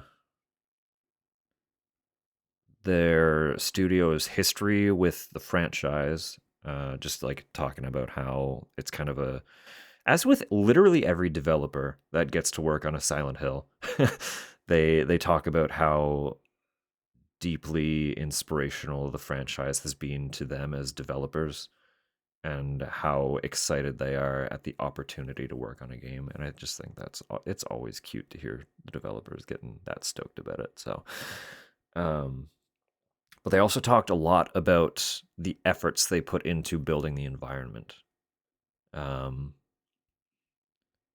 And it doesn't explicitly state, did it? It might have. It didn't explicitly state where the game takes place, but all of the environments are inspired by Scotland. I don't remember the specific location. They did talk about it. But it was a little Scottish harbour town that they visited on the regular to just make notes, take photos. There were tons of shots of them walking the streets early in the morning to get the morning fog. Just get some mood photos, setting photos. There were shots of them literally just like taking photos of bricks just to see like what that environment's impact on the infrastructure was. Little things like that. Terms that town will rise by probably, honestly. People are already visiting the little the specific locale that inspired the environments of Silent Hill F as well. There are like several videos of people walking those little bizarre nooks and crannies. So it's just neat. It's just very neat. Sorry, there was chat stuff happening and I missed some of it. Because we were adopting you. We adopt everyone. Anyone who wants to be adopted by Tupper and I, if we like you, you're more than welcome. You can be adopted. If you're here, we probably already like you. So sorry, we're your parents now.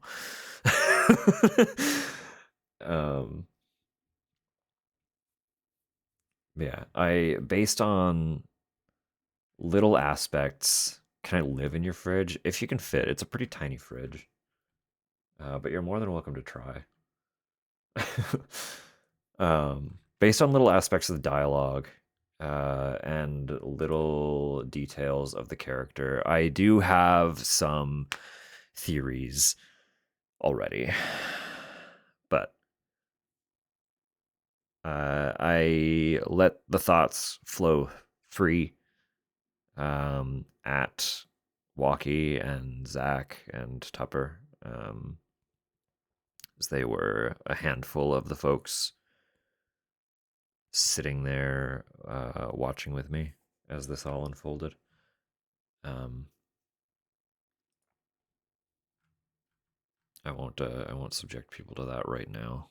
I would like to get into the game and build out more theories as the game unfolds, but I have thoughts. I have thoughts already. Because of course I do. Of course I fucking do. I always pick apart the details. You all know that. If any of you have been here, you know I love a game that has a little mystery. I love putting together puzzles. You know what? Fuck it.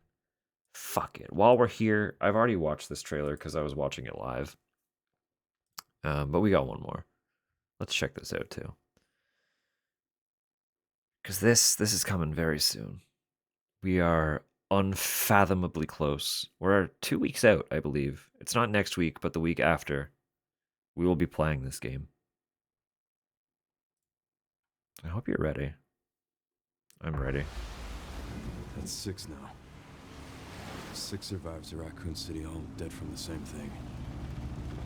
Yeah, that's not good. Victor purchased a building after Umbrella went under. The Rhodes Hill Chronic Care Center.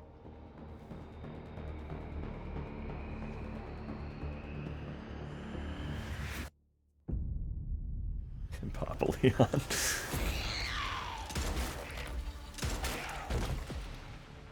You okay? What does Victor want with you? What do you mean? He grabbed you for a reason. Did you find anything on Opus? Not yet. Nothing on the servers at the CIA or the Pentagon. Charlotte's turned. You are an ignorant fool. Leon, we're running out of time. I'm very excited. I'm very excited. The team has settled on a person of interest. A former T-virus researcher. Because my master made you who you are. Raccoon City was where it all began for me. I'm coming with you. We can talk. What do you want to know? I don't want any more regrets. Whatever it takes, count me in. To get married within the week. It has to happen now.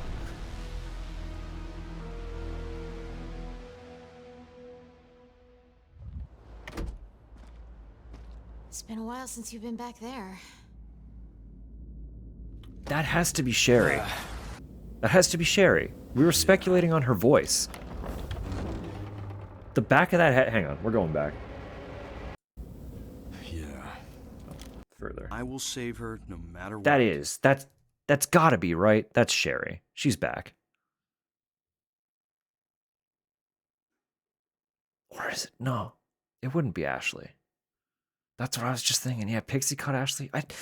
Would it be, though? It could be Sherry. Would it be Ashley?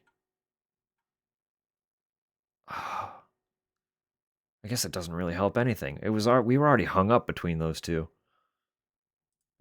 It's one of them. One of them is making a fucking return.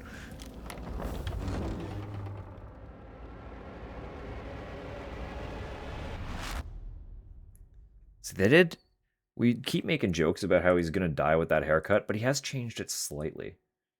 You notice that, like, little extra, just that slight swoop to the fringe. It's now like a half quiff. Right? It's not just fringe. He's got it, like, swift up a little bit. Just a little, though. It's still pretty fringy. Because it bugged him so much. It is hilarious that it's like a minimal change. Oh, goodness. That's the wrong one. There we are.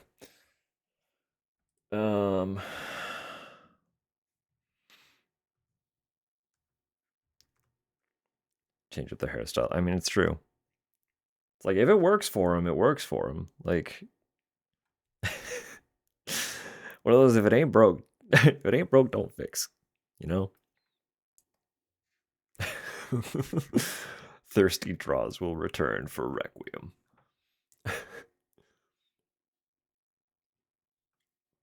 Sourdough loaves? That's exciting. Sourdough could fix me. We do love some sourdough. I'm not a baker. I should preface that. I do not bake. I am terrible. I am a cook. I'm a good cook. Not a baker. But I work in coffee. And part of our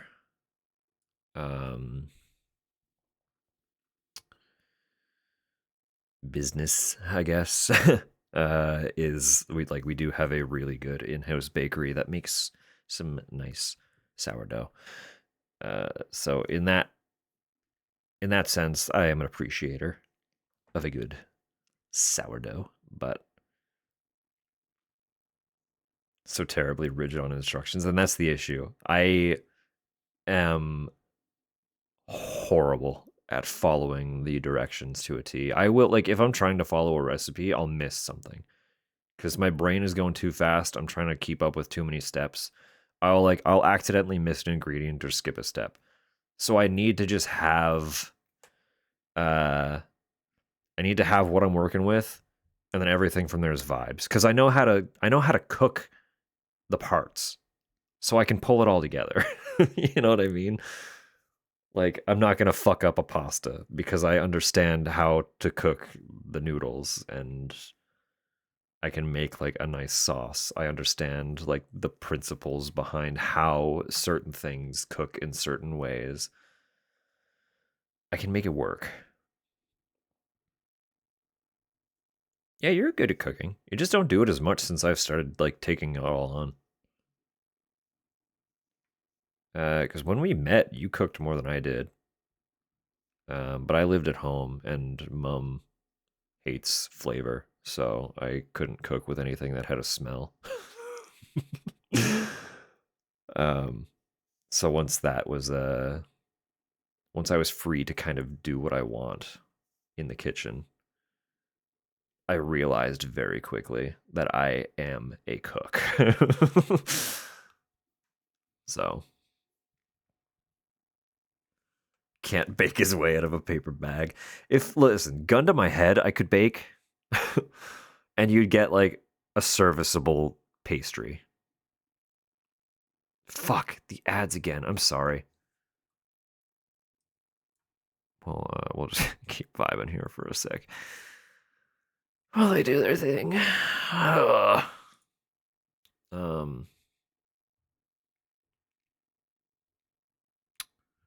Goodness.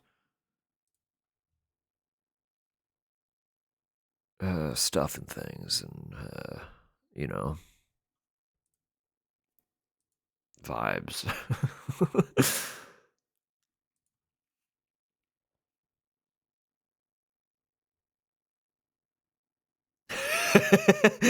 Yeah, that was bad.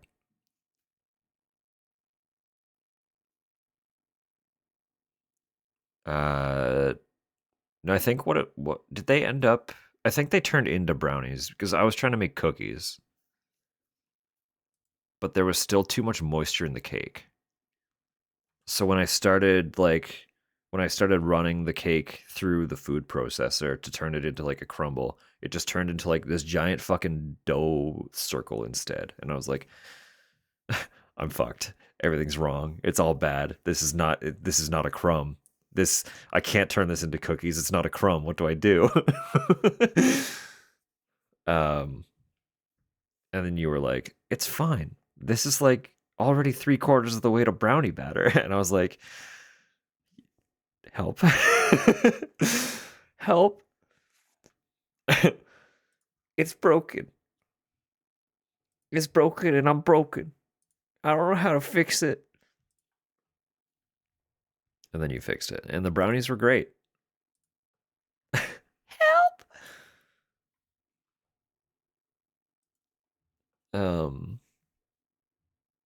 Yeah. It worked out. The brownies were good. It was no fault of the effort. We couldn't have really done anything to fix it. But the chili part of the cake got lost when they got turned into brownies. So the legally distinct. I did hear that. Yes, I was present. I just couldn't comment on it because I had literally just sat down to eat. And what I was eating was an absolute abomination. So it was just like my hands were a mess. I was not touching my phone. But yes, I did hear that audio log as it was playing. I meant to comment on it after I got my hands cleaned up, but I forgot. So the moment was past anyway. It didn't matter. Welcome back from ads. I'm sorry they snuck up on anyone who got caught by them. That was my bad. I was not paying attention, and I'm sorry. I'm sorry.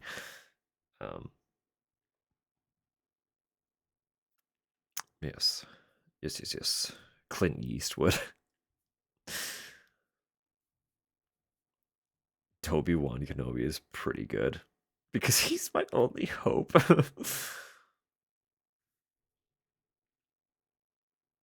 Gluten-free.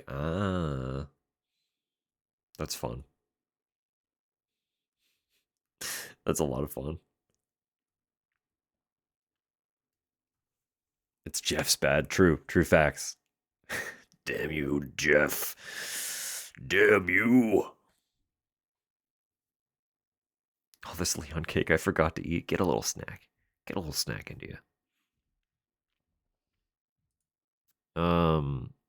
That was kind of all the actual news, all the news announcements that I wanted to talk about. Biggest one was obviously the derailment with Death Stranding coming so soon. Because we don't actually have a release on Townfall yet. We just got confirmation that it is, in fact, going to be this year. So considering we're already into 2026 and they only just confirmed that it's a 2026 release, I'm betting on like another September, October. I think they're going to keep that trend. Silent Hill 2 was October, very early October. Silent Hill F was very late September. I would not be surprised if Townfall is another like last couple weeks of September, first couple weeks of October type deal. So we can expect that at that point. And I think to lean into that vibe, I might do a run through of Homecoming and Downpour to kind of lead into that, since those are the only two I haven't streamed. I have played them. I've played them each once. Came out on your birthday? That's excellent. That's excellent. Happy birthday to you. God, I need to. I'm very slightly upset about Death Stranding's release window because it's interrupting my third playthrough of Silent Hill F. I really wanted to do a third playthrough of that after we finish Fatal Frame 2 Remake, And that's still the plan. It's been delayed because I fully anticipate Death Stranding 2 to be like an almost 2 month endeavor again, if not a full 2 month, because I'm trying to be better about the ridiculously long streams. Um, it was so easy for me to fall into a 10-hour stream with the first game. For the sake of my well-being, I shouldn't be doing that. I should not be doing that. So, uh, so, um, I would assume that it's a slightly longer game than the first one. It's also going to be my first playthrough, so I'm not going to be able to just like coast through certain things the way that I did, with the first game while I was streaming it, because that was a second playthrough. We ended up not really going any faster though. I did focus a little bit less on building full connections with the preppers, but you know, we'll see what 2 brings. I want to take it in slowly as well. Like I don't want to rush through anything. Being a first playthrough of the sequel to one of my all-time favorite games, I really really want to savor that playthrough. So it'll be a slow one. I am expecting to lose most of March, probably all of April, maybe even a little bit of May. I don't know. we'll just cross that bridge when we get to it. So,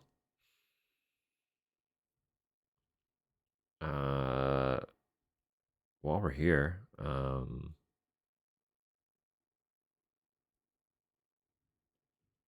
wish it was only 8 games my brain wanted to play before feeling ready to play Requiem. You're so okay. Demands the full catalog. Trust me. Don't.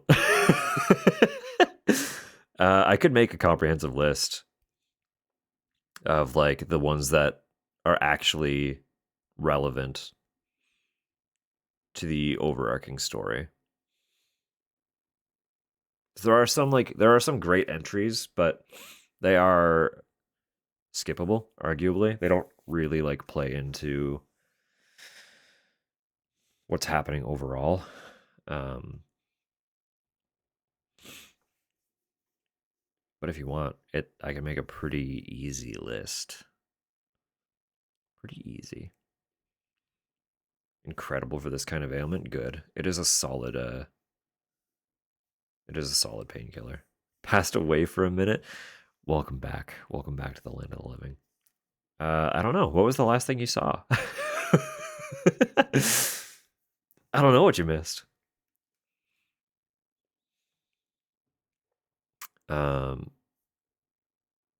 But yes, unironically, Neon, if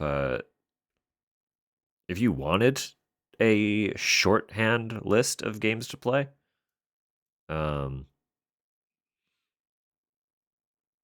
I can offer that up. Death Stranding is what I remember last. We've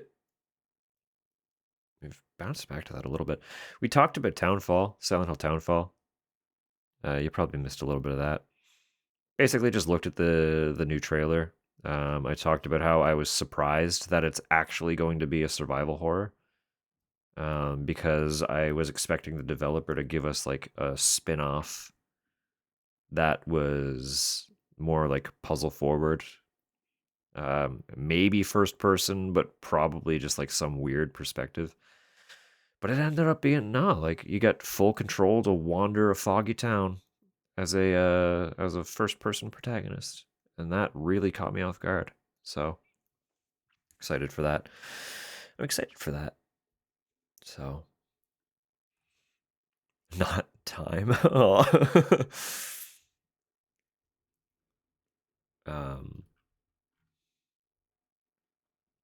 Yeah.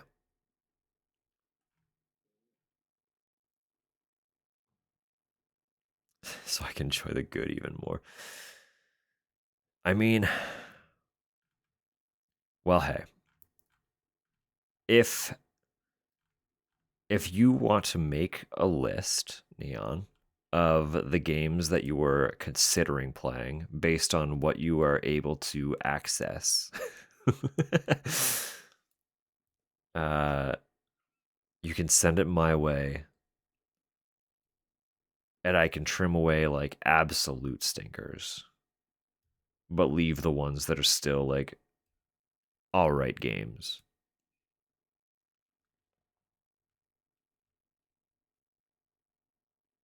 There are a couple that are kind of like a weird limbo between those two, where it's like, it's not a bad game, but they might need to be played a certain way, and that might make it be worth skipping for now. For now. Or watching. You could always watch them too. That's worthwhile. While we're here for a minute, does anyone want a little bit of stupid rhythm game? How are we feeling about that? Some Final Fantasy music?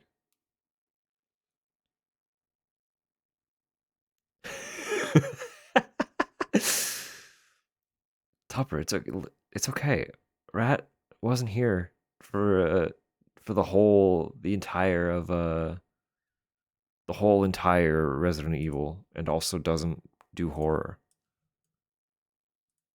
So having not been here for all of it, how could they know?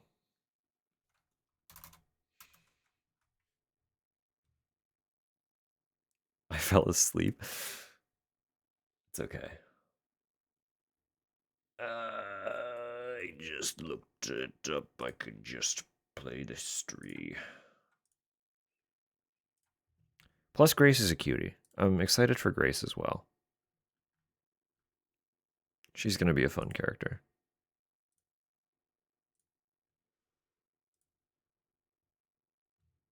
Yeah. That's 6 now. One more through the trailer. 6 survivors of Raccoon City, all dead from the same thing. Yeah, that's not good. Also that comment. 6 survivors from Raccoon City, all dead from the same thing. And also Grace being Alyssa Ashcroft's daughter. I feel like those are heavy ties to Outbreak of all games, which is fascinating. I'm assuming the 6 dead is probably like a callback to the characters that you play in Outbreak. Unfortunately, it means that in canon, all of those characters are probably dead now. Because there was only like 8 of them or something? How many characters were there in Outbreak? So, 20 minutes past 3. Yeah, that's... Get some sleep, KJ. Before the sun comes up, try and get some sleep. Thank you for being here.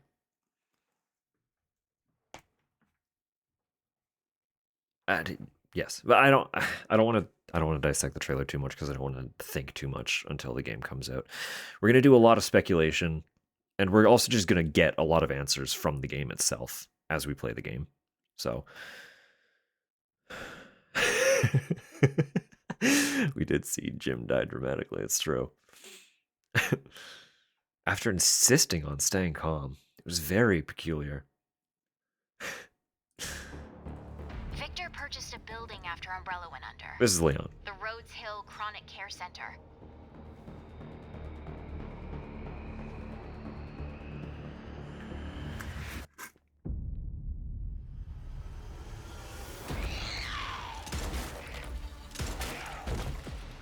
As long as I got my math right, he is 51 in this game. What do you mean? He grabbed you for a reason. Did you find anything on Elpis? Not yet. Nothing on the servers at the CIA or the Pentagon. You are an ignorant fool. Leon, running out of time.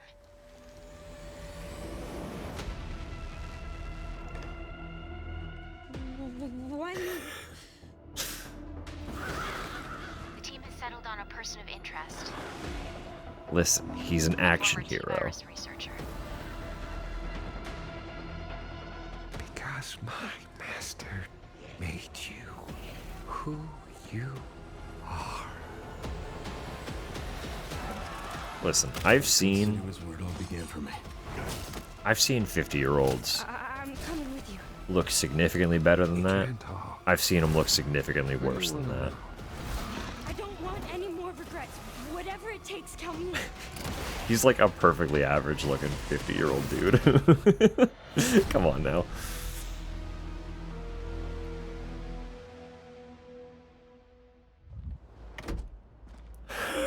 It's been a Holding up while a since you've fish been on back his there. undercover grinder profile. Dupper. Yeah.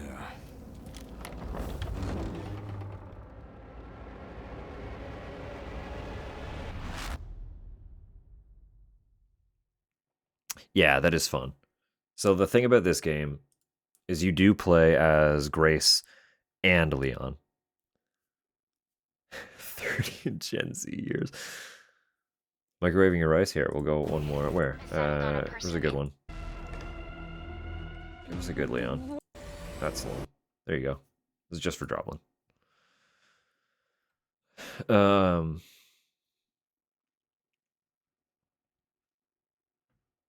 That's the thing. Yeah, he has been through a lot. So you're a great friend. Just for you, friend. Don't worry. We got you. We know what you need. it's dinner and a show. You've got your rice, you got Leon.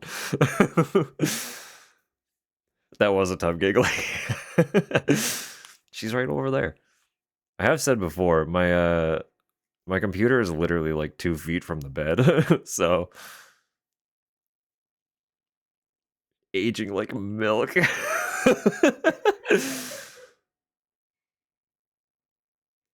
If I'm under 35. I know it's a little rough with the cam blowout. But like at a glance, if you had to guess how old I am, what would you assume? It's a game I like to play with my coworkers because they can actually see me like face to face with no whatever the fuck is happening here. But if you had to assume, where would your thoughts go? Just for funsies. Everyone's welcome to answer if they want. They don't have to though. I was gonna say, yeah, the camera angles. So in this one, you play as Grace and Leon separately. Because like I know there have been Resident Evils where you have 2 characters played in tandem. In this case, they have individual segments. 31 and 34. All right. The way they're going about it in this, because I know they announced third person as an option, or they added third person as an option to Village after the DLC released, because the DLC was in third person, but the base game was all first person. So after that, they added the option. They retained that setting, so you can play in first or third person. But the way they've laid out the base game is that Grace's segments will be in first person by default, and Leon's will be in third person by default. You can swap both of them freely, and they have separate settings in the menu. So, if, like at any time individually, you can just go into your menu and set Grace to first or third, set Leon to first or third, as you wish. Full freeform. Just like first person, there you go. You got the choice. People ask me where my parents are. I guess I will also preface that a lot of my, like working in coffee, a lot of my coworkers are like fresh out of high school to early 20s at kind of like the latest for the most part, at least as far as like front of house staff go. That's where a lot of them tend to fall. And those are the ones that we like playing the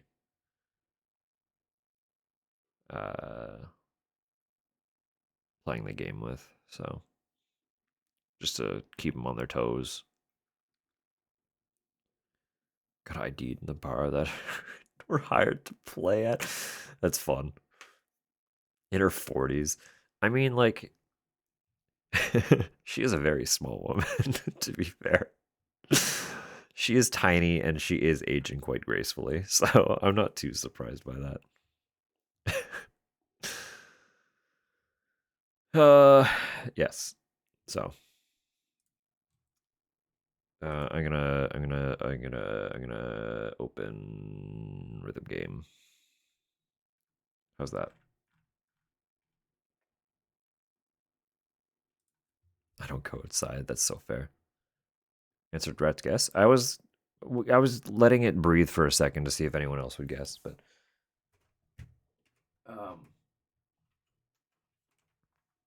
94. I was born in 94. I am 94. No, I was born in 94. So I am 31 currently.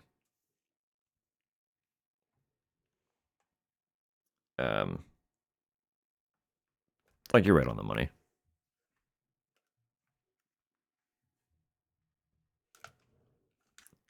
You're right on your money.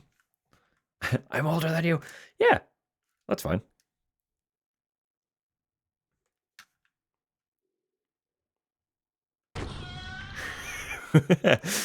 We can still adopt you. It changes nothing. Changes nothing at all.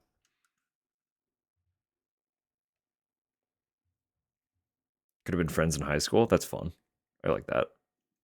Still could have been. A single year is not that big of a difference. But also, I was like not a person at all in high school. I like basically didn't exist. I was so mentally unwell that I was the human equivalent of like a meat puppet. I was just kind of trying to go through motions based on what other people were doing because that's all I knew how to do. That was as deeply as I could process. So, probably wouldn't have been friends in high school because I probably just wouldn't have had the comprehension to to even really fathom if someone tried to reach out to make a connection. But you know, that's just how it be sometimes. So we're much healthier now mentally, for the most part. At least I'm a person now. I have awareness. I was an insufferable asshole. Everyone's got their thing, you know? It's just how it is. Like, I tend to be pretty easy on kids because they are just like going through it. Especially now. Good God, are they going through it now? We all kind of are, but yeah. You don't get to know this iteration of me. We all put in work. We literally put in work every day. We should be. We were making a guess at mine for funsies. What was I? I had the thought earlier. We're gonna play a little bit of 13. Specifically Final Fantasy 13, because it is Friday the 13th in February. So we have February, Friday 13. Isn't that cute? So we're gonna play some 13. Just what? Do I just start at the top? Except for this one, because I hate this style of chart, but... Terrible attendance at school. Multiple health issues. Oh, I'm sorry. Basically a class clown. That's fine. Everyone's got to find their place, right? Whatever makes them feel comfortable in the moment. So, aren't saved on the internet for anyone to peruse. That's so fair. 31 in it, yeah. Yeah. Always my fave. You dig him? I never really had an opinion on any of like the archetypes. Because again, I wasn't really, I just wasn't.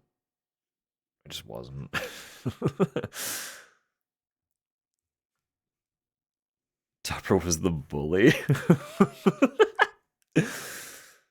No. Well, I can't say no. Because I didn't go to school with her, but not until college. We met in college. We did not know each other as, like, kids, but... Wow, Rusty.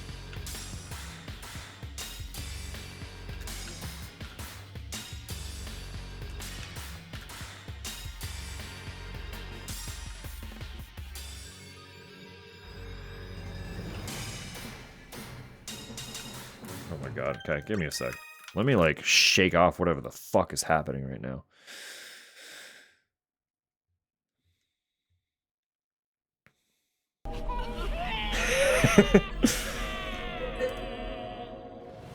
It's alright. It's alright, Droblin. In adulthood, it all kind of just blurs together.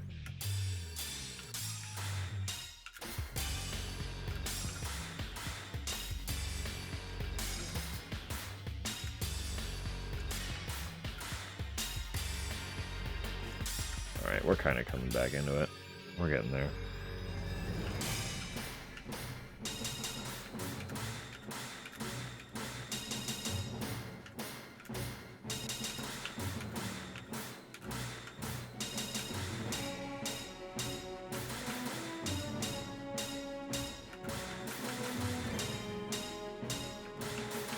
Oh, no, we're not. We're still falling out of it.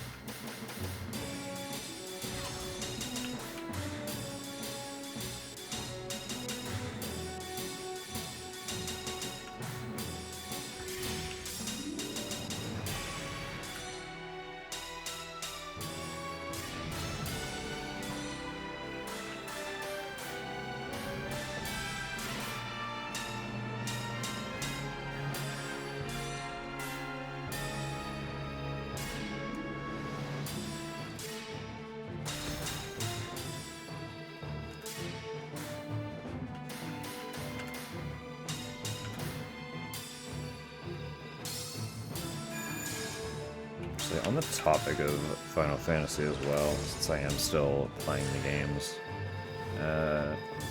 I'm like probably entering the last quarter of 4. And 4 has been excellent entry. What a great little game that one is. Which is really nice after how little I clicked with 3. 3 was not for me.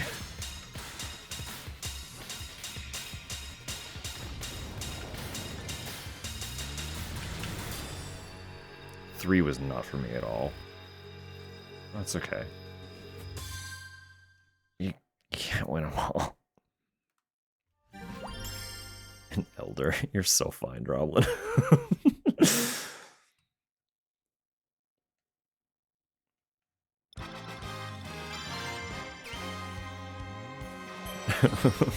You're all fine.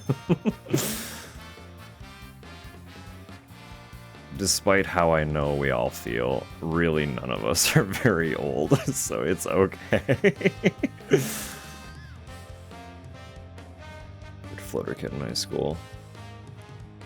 Emo punk ass kids. Yeah. I mean, I feel like a lot of the like emo adjacent kids locally were all just like the weird little misfit kids who just kind of wanted to goof off, faff around. They weren't like the oh woe is me type. So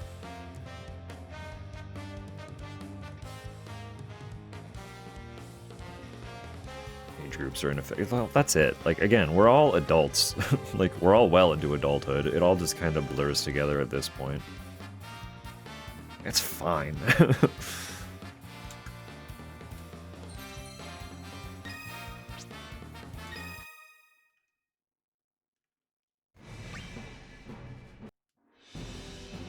As long as we are all being chill and kind, that really is fundamentally the only importance.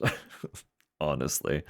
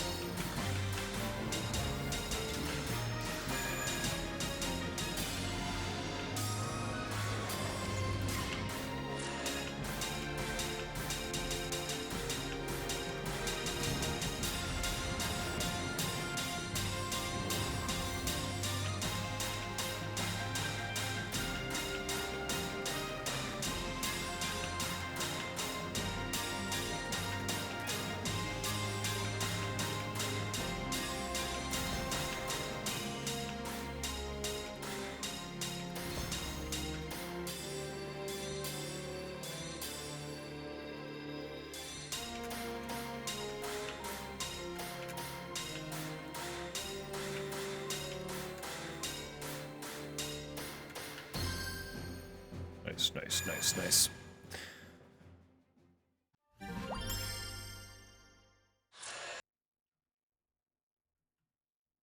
Where are we at? What am I missing? Teachers love me despite me barely functioning. I actually had that same high school experience. Despite hardly being a person at all, for some reason, teachers were always like, yeah, this kid's a vibe. And I'm like, alright. I don't do my homework, I barely do assignments, but I tested really well, so I guess they were like, well, at least this one's not an idiot. So they don't do fucking anything, but they still score really high, so I guess it's fine. Except for where homework was apparently the only mark that mattered. Because I had to redo English like 3 times because my mark was based purely on the homework that I didn't do. Like, most English tests were like high 90s and I still failed that class 3 times, so... You know... Do your homework, kids! No, I couldn't be fucking arsed. like, what, 7 hours of school just to go home and do 3 hours of fucking homework. I was not having it. I was not having it. To hell with that shit. So I didn't. I just didn't do it. Be chill, be kind, Leon Kennedy. Exactly. There it is. There it is. Born before 2000 is a fossil.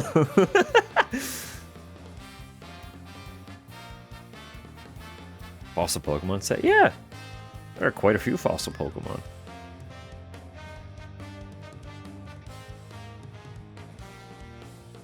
Is Leon younger than me too? I just said in the new game, Leon's gonna be 51.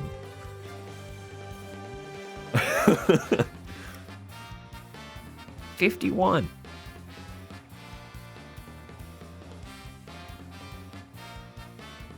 $591? Maybe not quite. Not quite that much.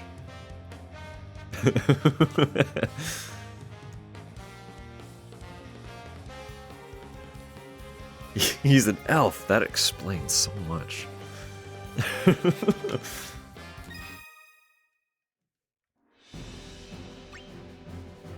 why his hair always has to be styled perfectly. It has to be. He needs it to be. Also, standard rule applies. While Leon's mocap guy, I don't remember the name of the guy who plays current Leon. I was gonna say, even though I'm playing Final Fantasy XIII music specifically, if people want to request songs, I will play the requested song and then return to my play order. What am I doing?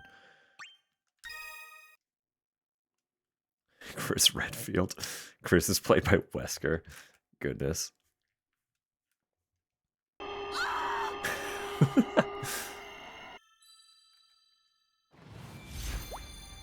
The Void is claiming me. That's so fair. It's so late for you. Have a lovely rest. Sweetest of sweet dreams, Rat. Thank you for being here. And we'll catch you next time. Be that here or over in your space, as always.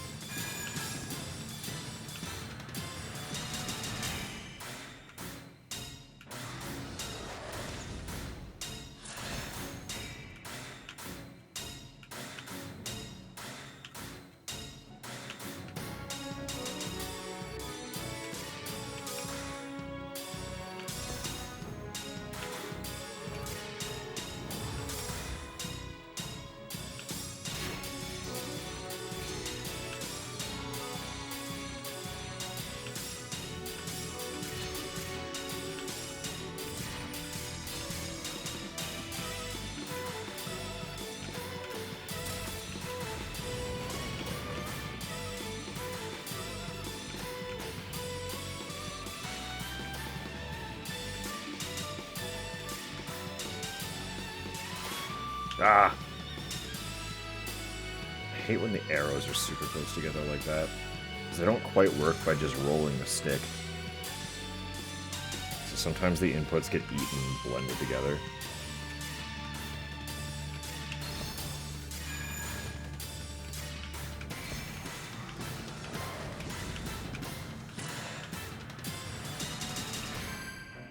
Lame way to lose that.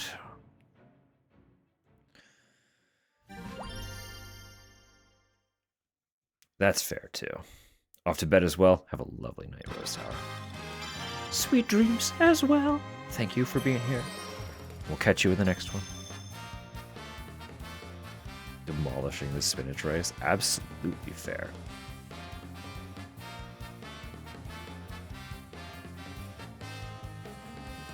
Sounds kick-ass at the moment. I'm just vibing with just sitting down and tearing chunks out of... Okay, for some context, I showed what my food was earlier. It's literally just like a big old loaf of pumpernickel. When I say loaf, I mean like it's one of those big like bowl loaves. So it's just a giant round. Like it's literally bigger than my head. And I ate like almost half of it. I just tore chunks out of it. Tore chunks out of it and was scooping up some it's artichoke Asiago dip. It's good shit. Where did I get that? Hang on. Give me 2 seconds. Just need to see how locally that grocery chain is before I say anything.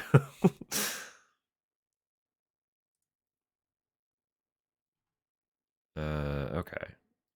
Not that local. So it's fine. It was at Sobeys.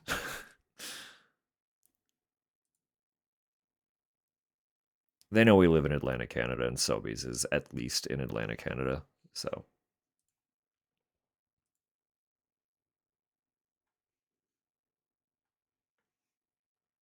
What is pumpernickel? That's a good question. Give me 2 seconds. I want to turn off my ads before I forget about them. Because I don't plan to be here like super, super late. We started really late, so 3 hours of stream is already very late into the day. How do I describe pumpernickel? Give me the breakdown. Pumpernickel is a typically dense, slightly sweet rye bread, traditionally made with sourdough starter and coarsely ground rye. It is sometimes made with a combination of rye flour and whole rye grains.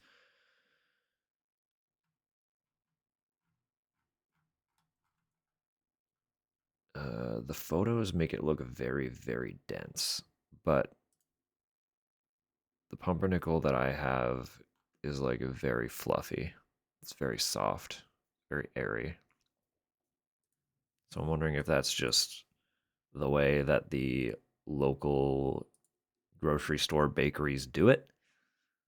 Hello, Ellie. Good morning. Yeah, it's good shit.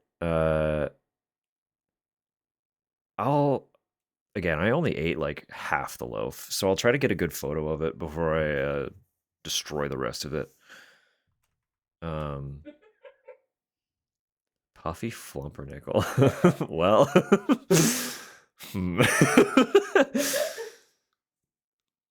but yeah, it's good stuff.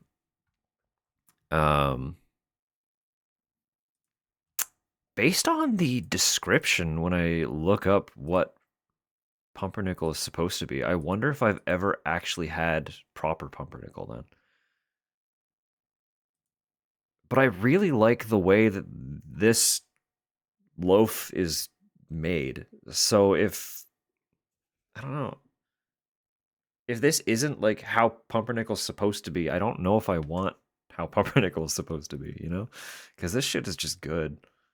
It's just like this huge, nice brown bread that is like light and fluffy, and I just rip into it with my bare hands like a fucking animal and dip it in my dip.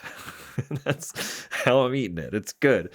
It's a comfort snack when I'm feeling particularly shitty, and we've been feeling particularly shitty. So Tupper can attest. We were looking at groceries, and I was just like, earlier this week, I was like, I just really want pumpernickel. It's been a while, and I just want it. It's what you're familiar with too? Okay. And we'll assume that is a style that is also normal. And I'll see if there are any of like the dense ones around that I can try to compare to. But I don't know.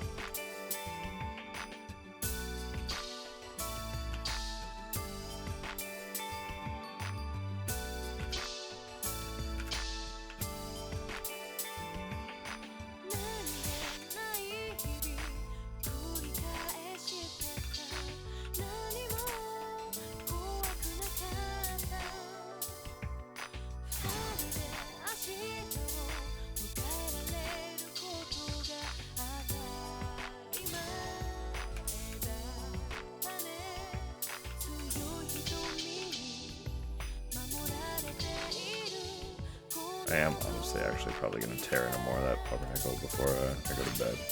I'm feeling a little hungry. I spent most of the evening just kind of worrying and didn't actually eat much. So.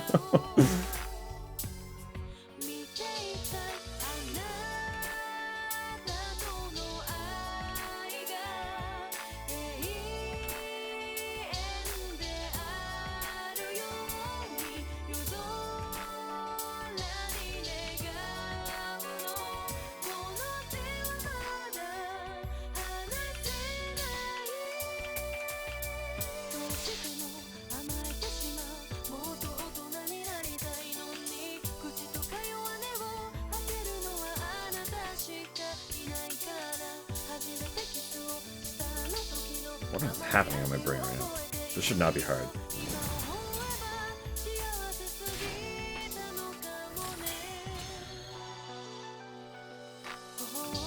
Abysmal misses.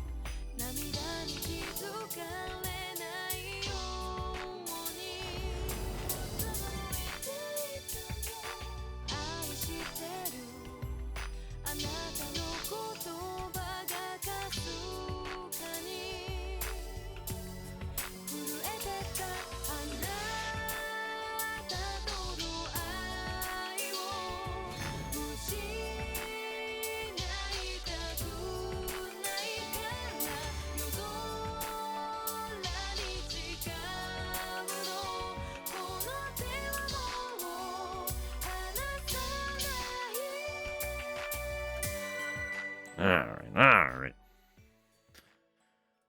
Behemoth and Monster Hunter Wilds? No, Behemoth was added way after I kind of fell away. Unfortunately. Why is your badge amassing a star? Because you have apparently subscribed at tier 2.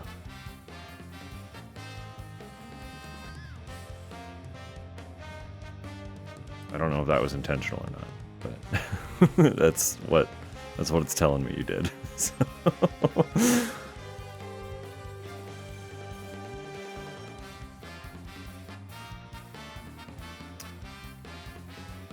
Yeah, being celiac would be rough for any of the bread.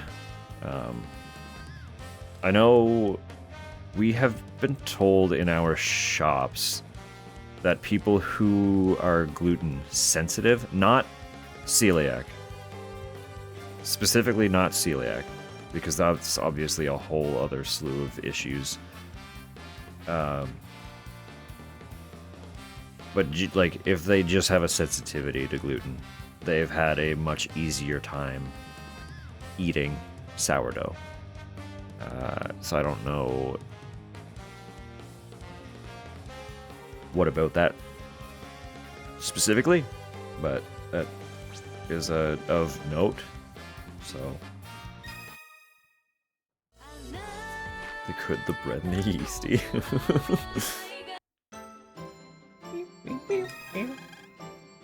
Something about this song being so cheery while it's called March of the Dreadnoughts is always funny to me.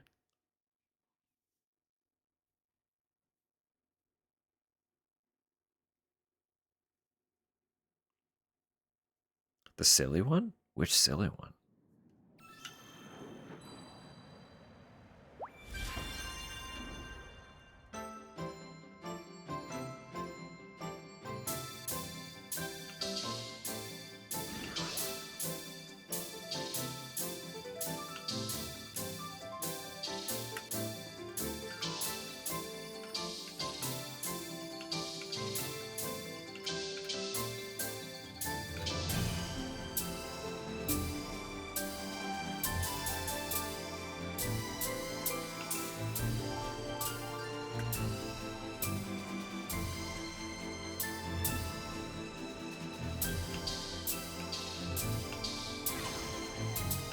find his brain not process so easy. That is a little more annoying. That's fine.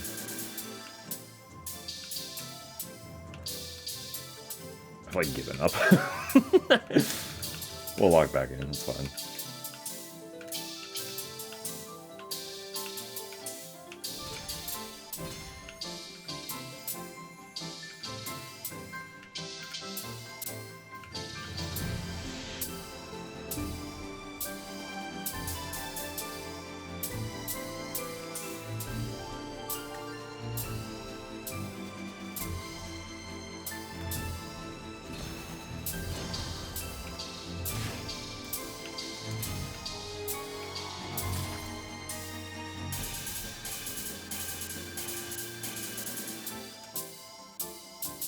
That's what the first one should have looked like.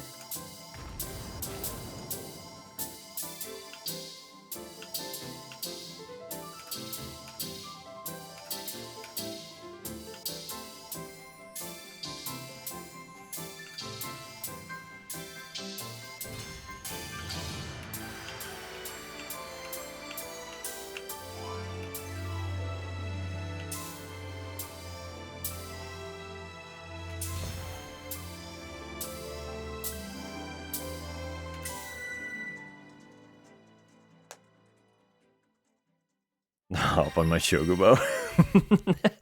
Alright. Yeah, well, when was that? I think that is also in the 13 series, actually.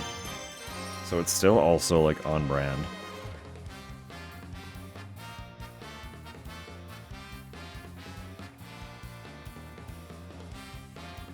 Advent with Children, One-Winged Angel. Alright.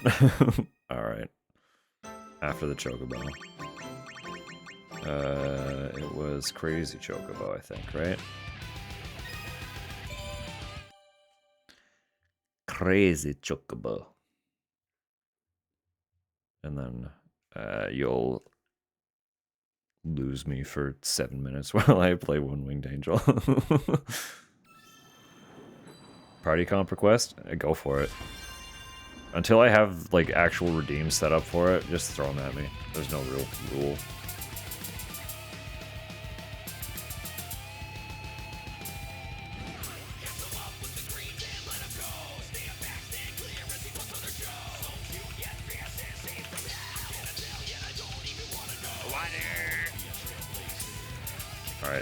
Alright, you're gonna have to remind me of that.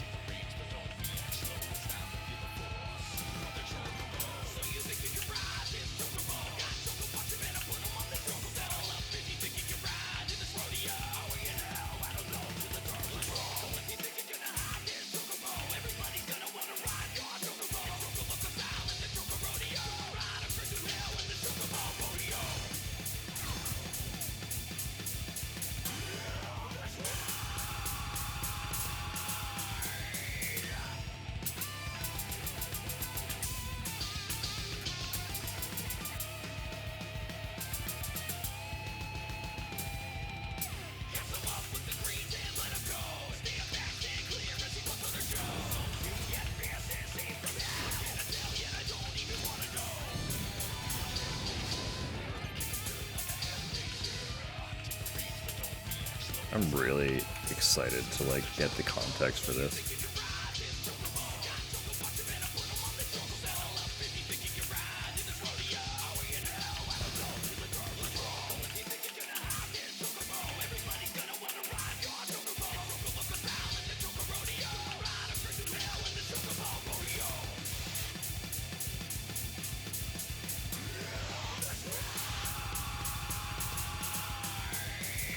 Oh, come on, right at the end. Fuck that.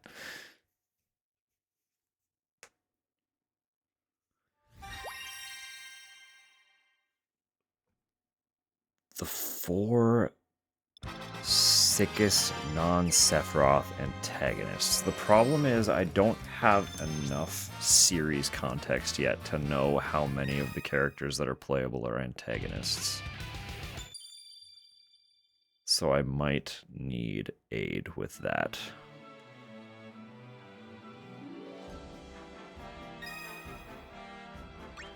I know Chaos is the first game's antagonist. Even though this is the Dissidia version. Emperor. Do you know what game Emperor was from?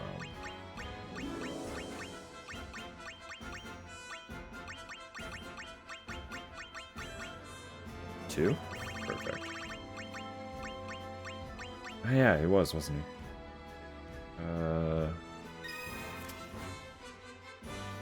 Yeah. Kefka is 6. I just had X-Death. Perfect. There's your composition. 3 spellcasters and chaos.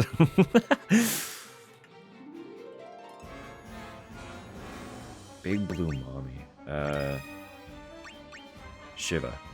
Right? Talking about the summon? There you go. Just for drop one. Exact party I'd make. Well, there you go. And you wanted one winged angel. Let's get it. Specifically Advent.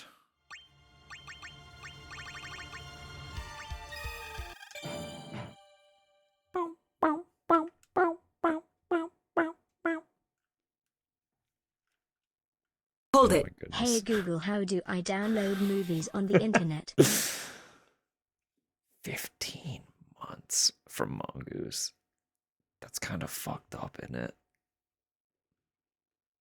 How has it been 15 months? Quote 13. Funny feral fuckling fisticuffs at Tucker House. Sorry, we're closed. The 10th of December, 2025. Does it? Was it meant to? Oh, goodness. Hello, Mongoose. Thank you, eternally.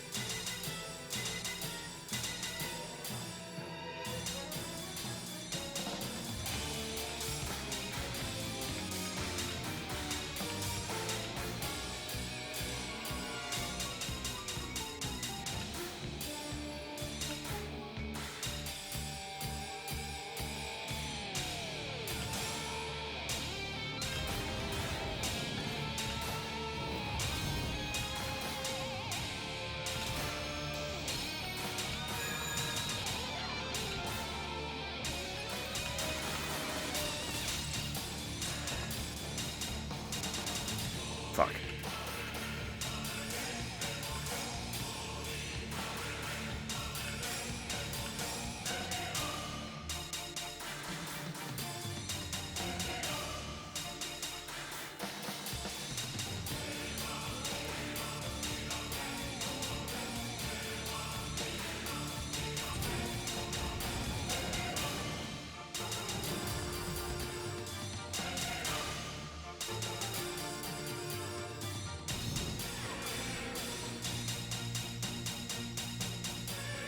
Party's being hit with silence a lot, which is not great for a party of spellcasters.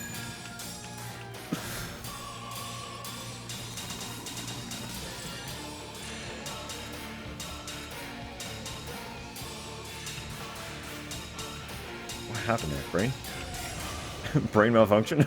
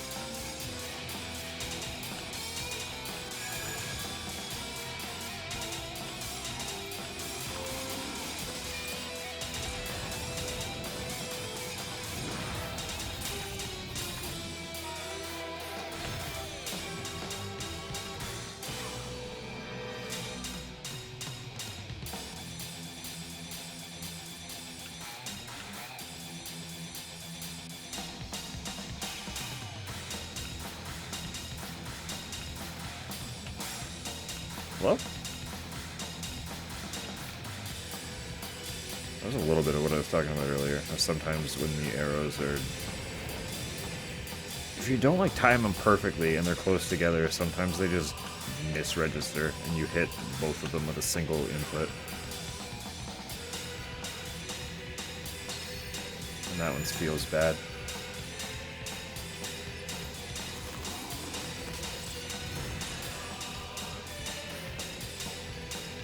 I know the solution is just hit the arrow more accurately, but it still feels bad.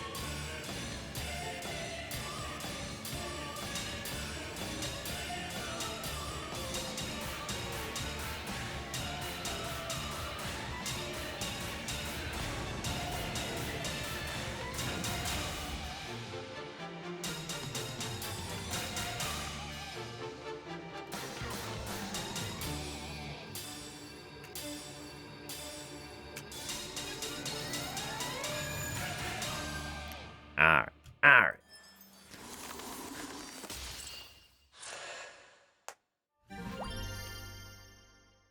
Quite an entry. I am excited to get to it. 80% of the game, just weird shit happens. Oh yeah, that part was kind of weird.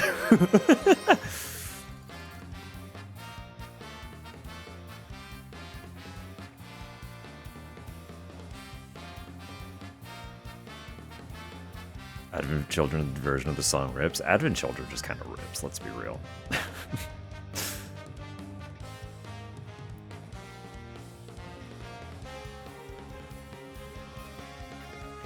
Now it's awkward because it's the only correct song. I want to make him want to be Sephiroth. Hey, you gotta summon him. You have to channel Sephiroth. Made me realize I love an unstable, brooding boy.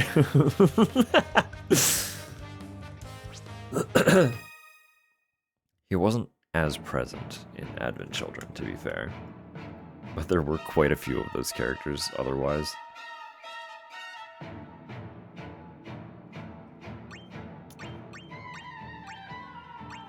it's like... Again, there are so many entries in this franchise that I'm eager to get to, that it's hard to, like... Do I want to adhere to release order or jump to one? But if I'm jumping around, where do I even start? Because they're like, all of them are good. So I'm like, I don't know what to do. But I think for now I'm gonna focus on getting through the Pixel remasters, and then I'll worry about play order a little bit more. But during my pre-release and won anytime I summon Gilgamesh, so it's true, it works. There you go. Having no idea what the fuck was going on. To be fair, it is technically a sequel to the game, Like the events of Advent Children occur post Final Fantasy VII, so having that context a little bit would probably help, but it's also just a fun ride. Like, you don't really need to know what's going on to just enjoy it.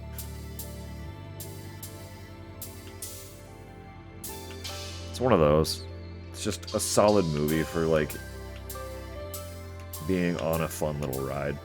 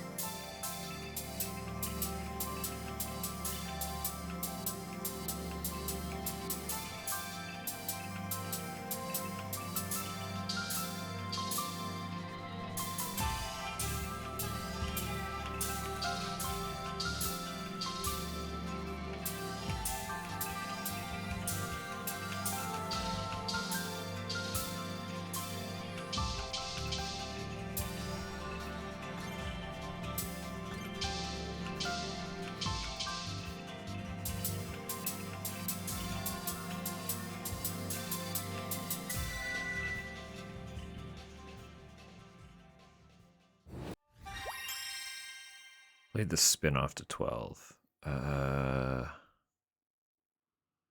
What's that one called?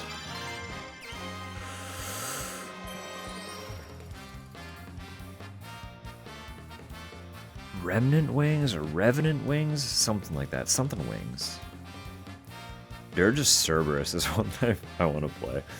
I believe that is also post 7. I don't remember where it falls with Advent Children, but it happens after the events of 7.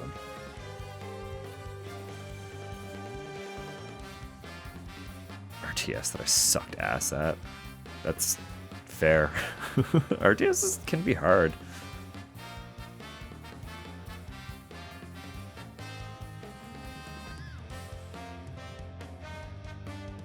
Just wanted Tifa to get her, man. That's so fair.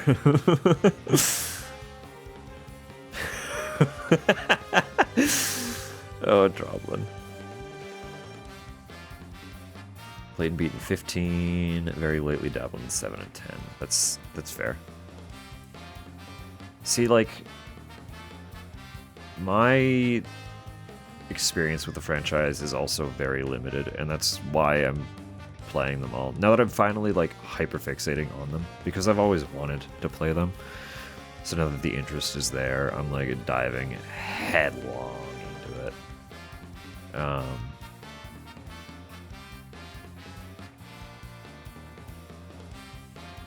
they've been fun. But there are, like, so many entries in the franchise that I want familiarity with.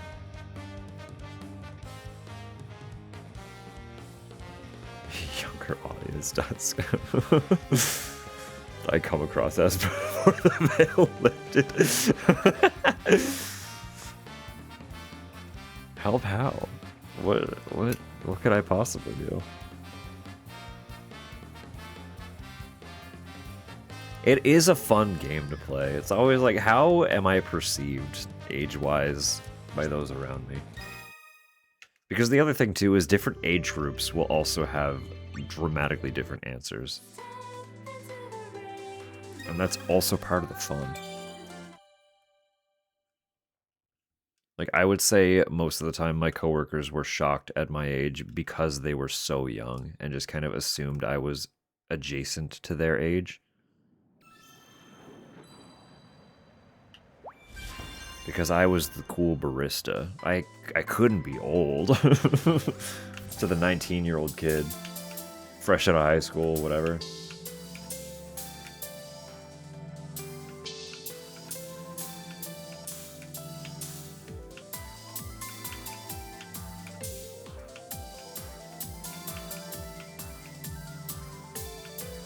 And then they would learn that I was in fact not also 19 or 20 or whatever, and they were like, what? Hang on. Mind blown wide open.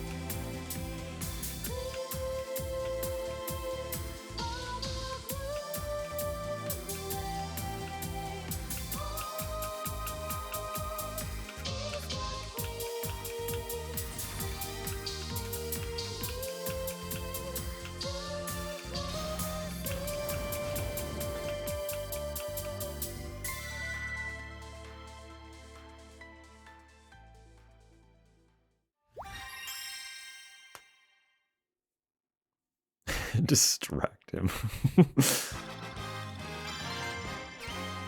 Most age groups think I'm in the same age bracket, yeah. And that's kind of it, right? Making a Civ 7s. Became a vocal stim.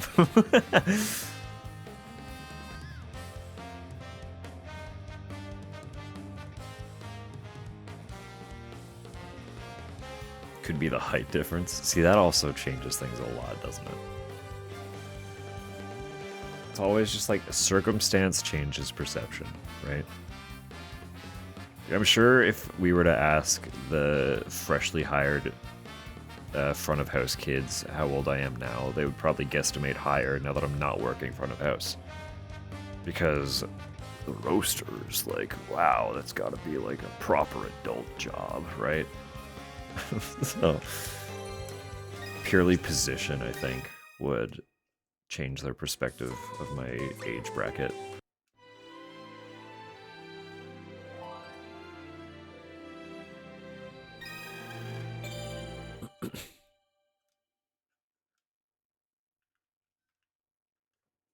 More mature than I should be. I mean, like, aren't we all kind of a little bit that?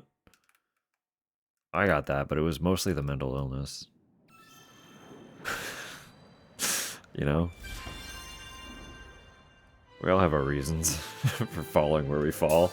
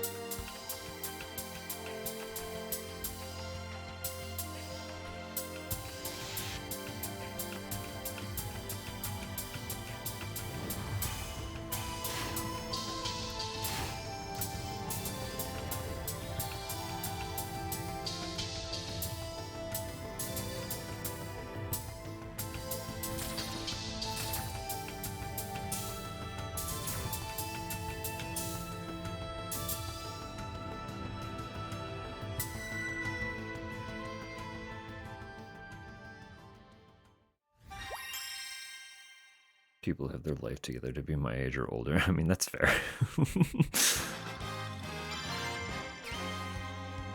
Come across as having life together.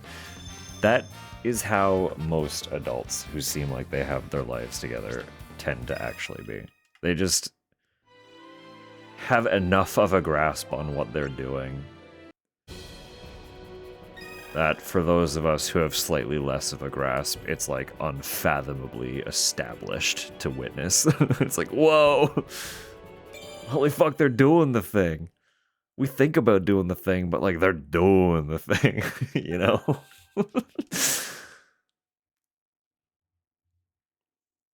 Job is making sure other people keep their shit together. That's so fair. Both ahead of so many. Also absolutely fucking... I mean, like... It's not a race, right? That's the thing to remember, too, is there is not really, like, a steadfast rule to any of it. You're just going to age and develop in the way that you do based on the circumstances and hands you're dealt, right? Like it's literally how it is.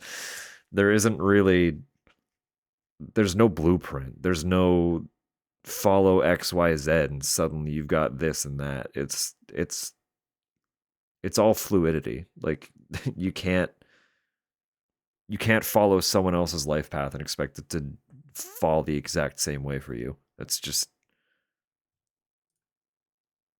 not how it works, right? It's going to play out the way that it plays out. And kind of the deciding factor is solely how you choose to navigate what is dealt to you. Make any hot water tank explode. It's true. You do have that ability. And you had to prevent it from happening fairly recently, as far as you were telling me last time we were together. Because a client, Mr.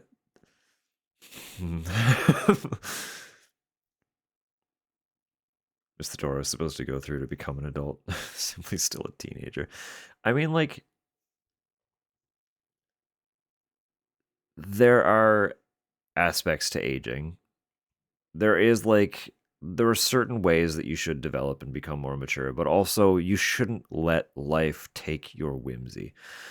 I would like to believe, to some capacity, that to some degree I could be perceived as younger than I would have if I was less mentally well than I am. Like if the mental illness stayed at the degree that it had, I think I would be perceived as older than I'm perceived now. Because I believe that now people can sometimes see the light of whimsy behind my eye, where that did not exist 10 years ago at all. So, you know, it's just weird, right? Sends your life so off course. Absolutely. No, absolutely. Like, there are just things that you kind of have to spend time dealing with more so than growing, right? There are absolutely moments where you're dealt a hand that is 100% a hurdle. And you can't continue progressing until you've figured out how to clear that hurdle. And that's just the nature of it sometimes. Like, that doesn't mean you're any worse off for getting over that hurdle. And it doesn't mean you're any worse off for having to get over it. Like, if you are actively in the process, that doesn't make you less of an adult. You just have shit you're dealing with. Like, people are just people. Again, there's no blueprint. There's no rule. You can't expect to follow a specific path. You can try to plot one for yourself, but that doesn't mean it's going to flawlessly come true, right? That's just not how things work. So I should build stuff that lasts. Yeah, I mean, like, genuinely, for a long time, the concept of a future wasn't even perceptively something I could grasp. It just wasn't a concept, right? So there was no forethinking. It was just, I'd wake up, have a day, go to bed. And that was as much as I could conceive. That's just what it was, right? Of course. No, of course. Like, and when you are in that like heightened state of fight or flight, there is just generally less like development and processing you can do. That's just how it goes. Because you are actively in a survival mode. You're not planning the future. You're planning the next moment at best, because that's all your body can deal with, right? It's unfortunately a reality for like a lot of us, to different degrees and for different reasons, of course, but like that unfortunately kind of fundamentally is just life. Right? If like if you didn't feel like things were coming together, or you don't feel like they're coming together until right now, or you still feel like they have to come together, you haven't quite met that. You're not doing anything wrong. As long as you're trying to some capacity, right? And there got to be the moment to moment. Like if you're only striving for the future, you're not living now either. And that's no good. You got to be able to have some now, because this is life. You are living actively right now. So live a little right now, right? Enjoy that a little bit to the best of your ability. Embrace the little joys. Have a little snack. That's life. Talk to your friends. That's life. Have a nap. That's life. Right? That's just every little moment is life.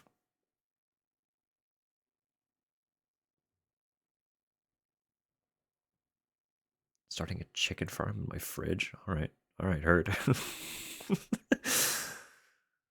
Floor planning goes to hobbies because future's scary, and that's fair. That is fair.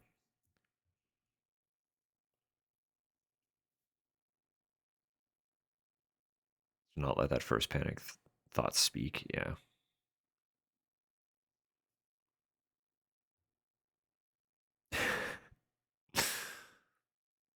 I don't know who anxiety is anymore. I operate purely on instinct. You gotta live a little, right?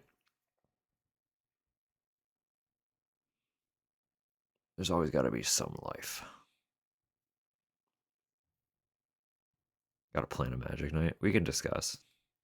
I haven't formally looked at the cards that I have access to in a very long time.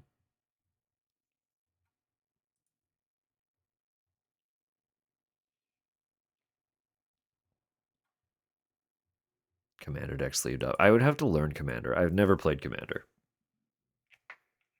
I don't think. I'm pretty sure I've never played Commander. So I would need a lesson run before I could comfortably like play. I have? Well, I'll remind you that my memory is often shoddy at best.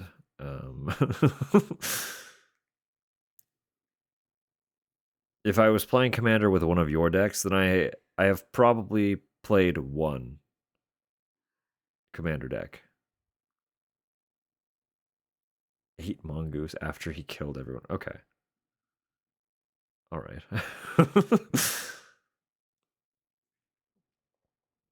Yes, that just like it's a very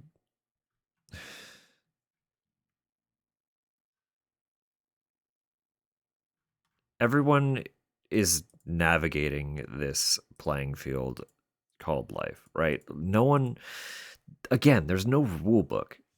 Genuinely, everyone you look at, no one really knows what the fuck they're doing. Some people have like a grasp on some concepts that they're following through. No one knows what the fuck they're doing. We're all just trying to exist, right? So just try to remember that if you're having a particularly bad day, is just grasp at one of the little things. Because sometimes that's all that matters, is just a little thing. You got to have life. And life is the little things. It's all the moments.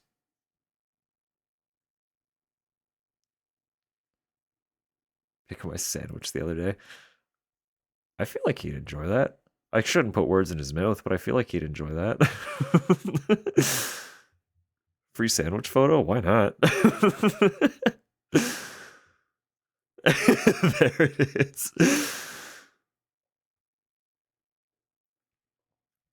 Yeah, genuinely. You gotta just vibe sometimes. Because if we don't let ourselves just vibe sometimes, then what do we have? Really? Shit's kind of pretty shit right now. What do we have if not just a vibey moment? Take them where you can get them. Don't ignore the bad things. They need to be addressed. But you don't have to figure it all out right now. You don't have the capacity for that. No one has the capacity for that. It's okay to shelve it. Just have tea and a biscuit. Come back to it when you've rested a little bit.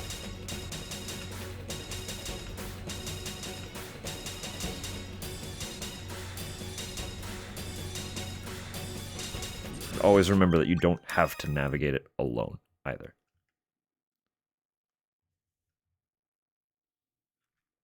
If you want belated news.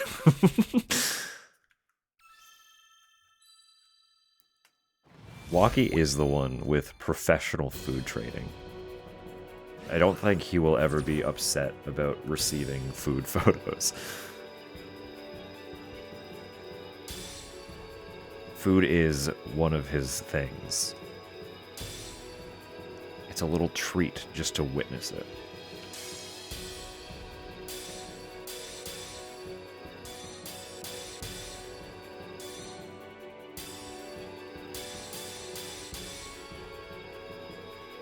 That doesn't matter. All food, good food.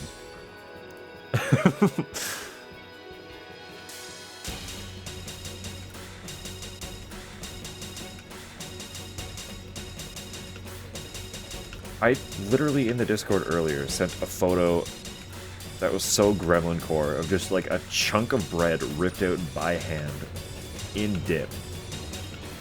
And his immediate response was, "This gives me a food idea that I need to share with you." Have you ever had this?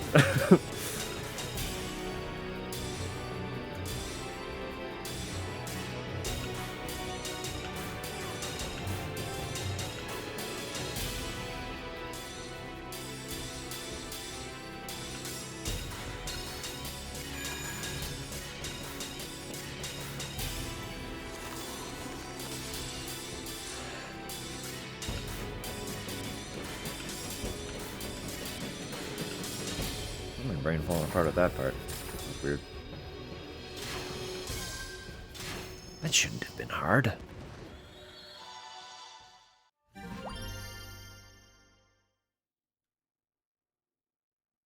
Next few days, gorge myself on various crappy takeout routines. All food, good food.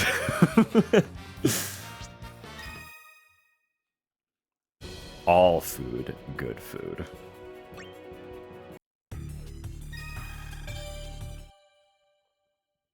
Was it enjoyable to consume?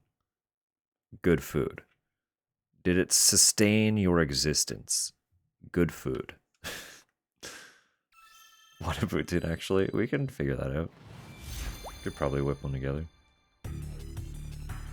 We do have a very fancy dinner planned for tomorrow though. Depending on how you're feeling, I can cook it. I was already planning to tackle the vegetable.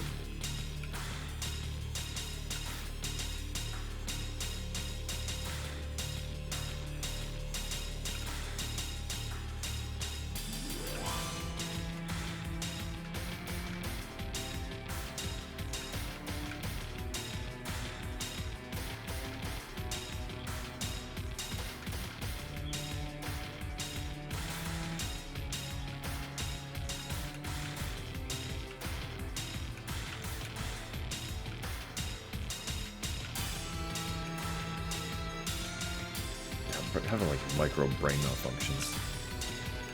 I feel them. I don't know how to explain it. It's just like I see the thing that I need to do, and there's like signals that just get mixed up and fingers don't cooperate.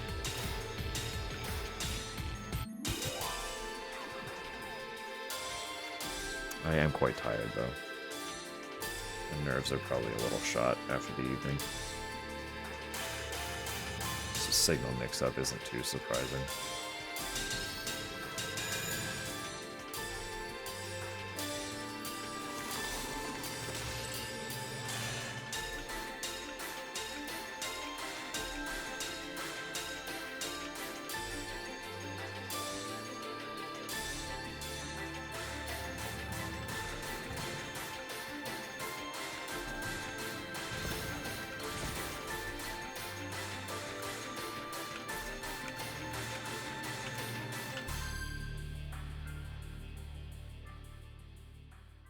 Thought you were actively dying. No, I did not think that. I was just very stressed about your well-being. Because I can't help it.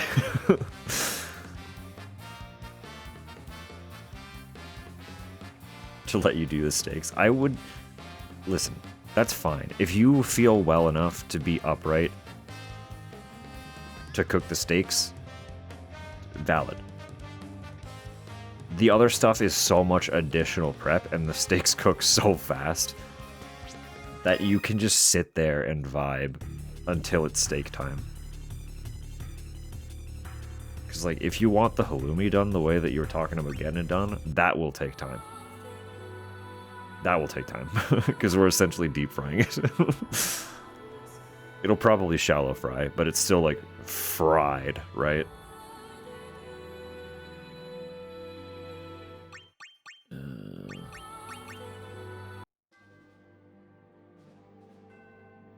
Maybe I just do high five.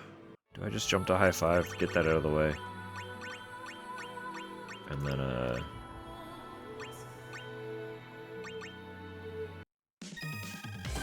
we'll figure out how much more we'll plan.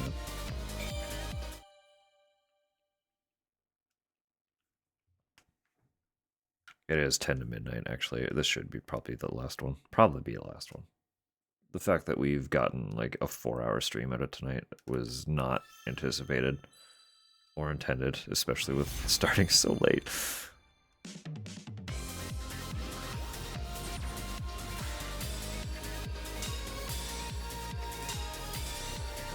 No, we gotta go like hard. We gotta lock in.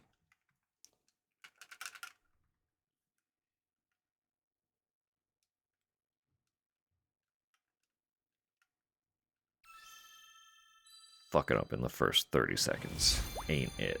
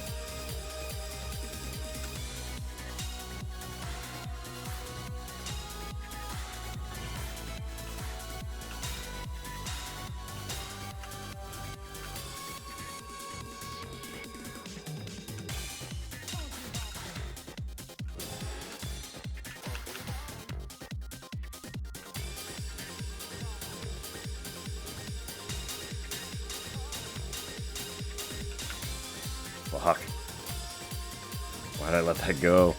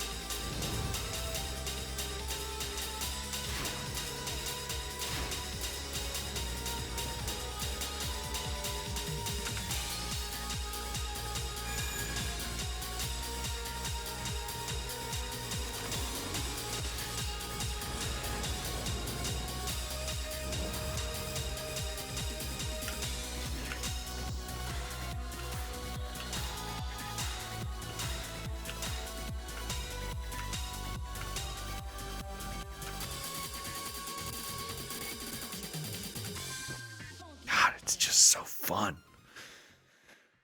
It's just such a stupid fun song to both play and listen to every time. Video game quizzes. Stop doing so. I'm gonna check here. No idea how I realized after hearing everything explained. So sorry. Listen. The title, unfortunately, led to a lot of misinterpretation. It was established before the Tupper situation, because it was a funny bit based on talking about the changes in schedules with Death Stranding 2 release. And then I forgot that I had changed it to that. Because of all the Tupper stress. So I know that posting about the Tupper stress and then reading that title was stressful. And I apologize endlessly for that. The title was a bit. It was a bit. It was just about schedule changes because there were game announcements to discuss. I'm sorry to anyone that I caused stress for with the title. It was funnier an hour before stream. And then stream got delayed. And the reason for delay made it less funny, but also, unfortunately, the reason for delay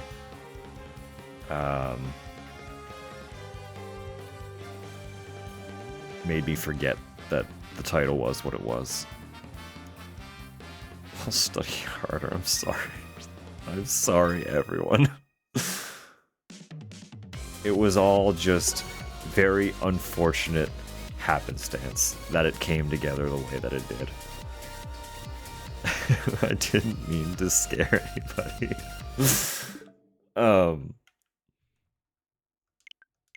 Everything's fine, I promise. All is well. All is well. It was literally just, sorry, we have this game planned. And we gotta delay the game. The docket is changing because Death Stranding 2 is releasing in a much earlier window than I was anticipating and is throwing a wrench in things. So that was where the haha funny bit about needing to talk was coming from. Because I had to change schedules. I promise, that's all it was. That's literally all it was. But upon realizing the stress that it caused people due to the surrounding circumstances of this stream, I do feel very bad about it. I've been baited. I'm so sorry. I'm so sorry. That was the context of the title. It was just about the games that got announced because we got very exciting announcements. at the state of play.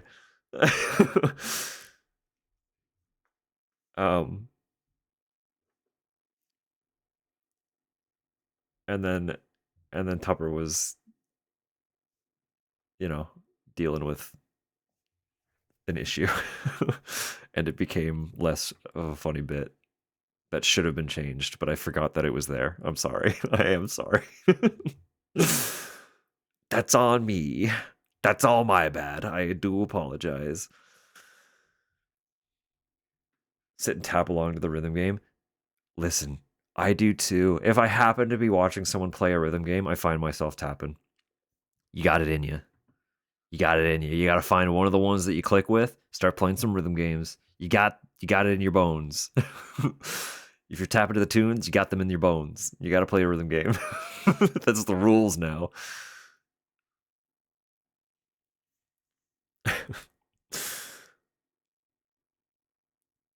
Desensitized. I got the hot designs. Your mother and I have been talking. Not interested in monsters. Oh, goodness.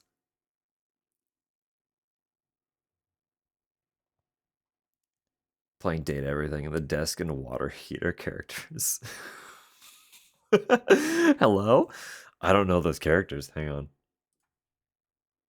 The problem, like, I'm so interested in Date Everything, but I don't think I would have fun playing it.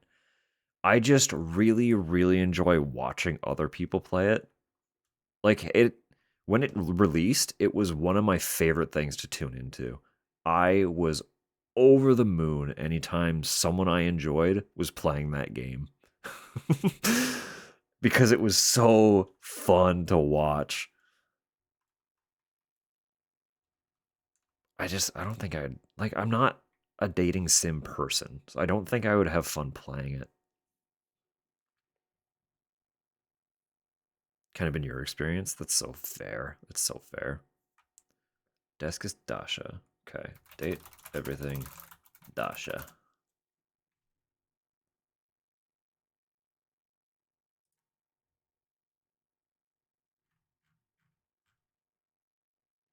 Oh, she a cutie. Hell yeah, let's go. We love a muscle mommy. I'm just like, listen. We just do.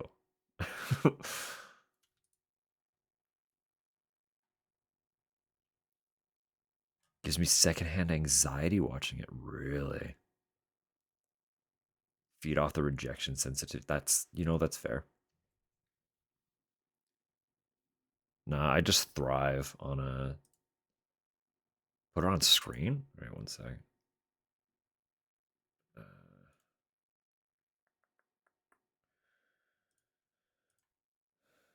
There we go. I didn't expect that image to be that high resolution. Usually, just pulling them from fucking Google, they're like fucking 150 by 300 or something.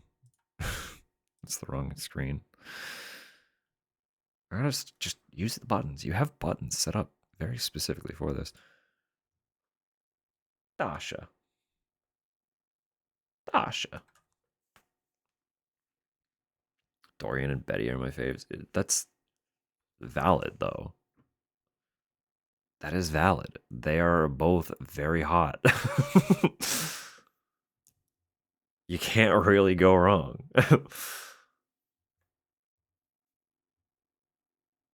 Gameplay loop was excruciating. That's fair. I don't think I'd be able to do it. But I had so much fun seeing the characters pop up, watching people's reactions to the characters, and also having the bonus game of being like, I know that voice. Who is that? And either guessing it or more often looking it up because I don't actually know like names of people very much. And I'm not super familiar with what a lot of people are in, despite recognizing their voices. That was always fun. It was very fun. Doing your best to screw up the relationship. I was watching that a little bit. Yes, not good. You have strong heart. It's okay. I'll protect you. We love it. We love protective. Lovingly sensible, protective muscle mommy. Let's go. Great character. We in. All for it. Excellent. 100% sold. Win.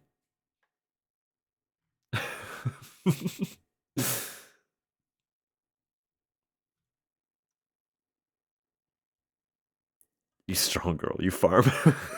Yeah.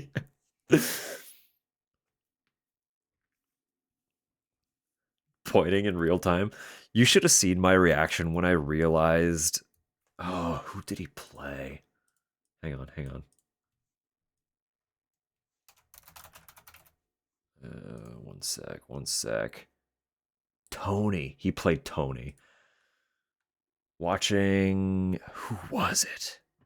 I don't remember who I was watching when it happened. But Tony is played by Roger Craig Smith. If you don't know that name, that is the voice actor for Chris Redfield. Namely in 5. 5 would be the big one.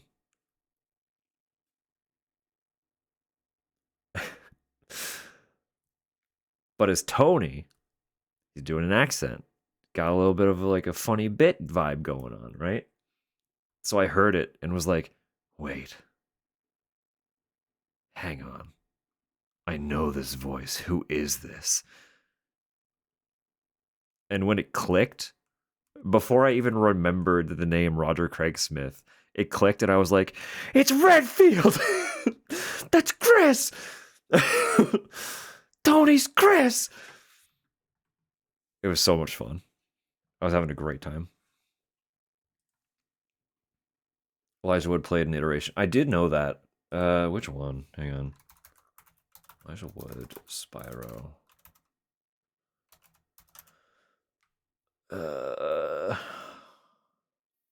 In the Legends trilogy.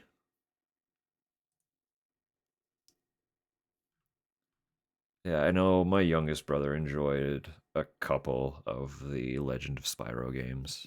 So I did know that one. A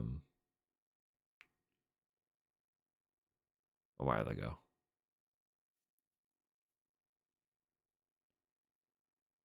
CEO, the commander from World. I would mostly recognize that. Sojiro Sakura, I don't recognize.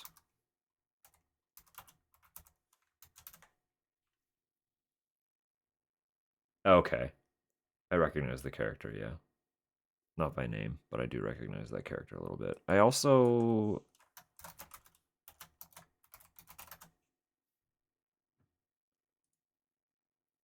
I don't know that I would be able to identify any voice line from Iron Tiger. I just know that character because of Jordy. More than anything.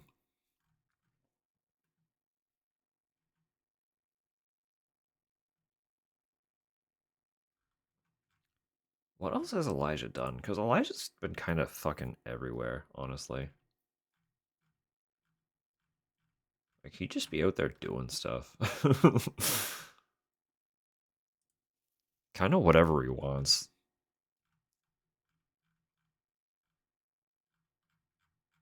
Video games specifically.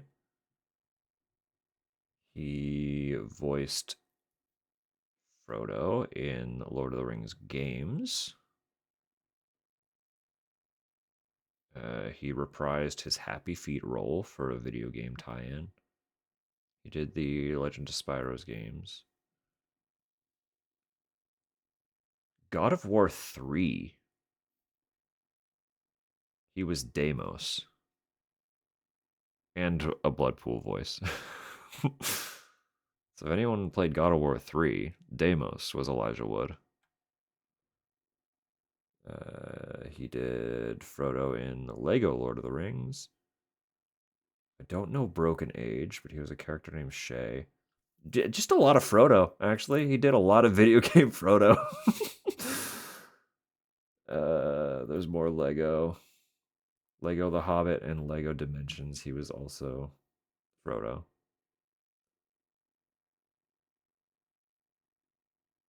"11 Memories Retold." I have no idea what that game is.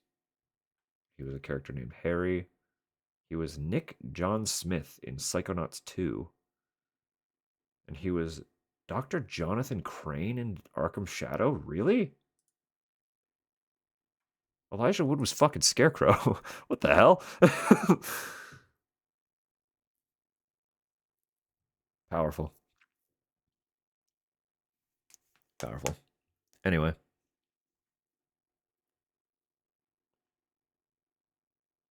One of the VA from Hades 2 was an actor I know. That's fun.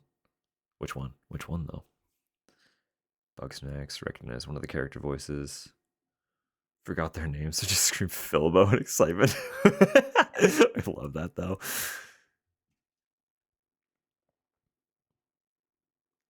Deduce VAs by inflection. It is. It is also fun identifying, like, which VA kind of, like, does a voice. Like, they shake it up for the character, and which ones are just, like, they're typecast, essentially. Just like, you have this voice, so you're playing this character. You do this well, so you get to be this character. Because there's a lot of that as well.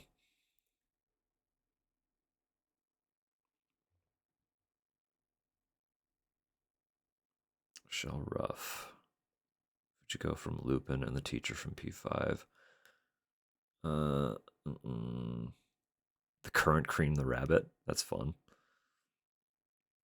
Excited not to instantly identify Matt Mercer. He is good at changing his voice, but it always does have that kind of underlying Mercer to it.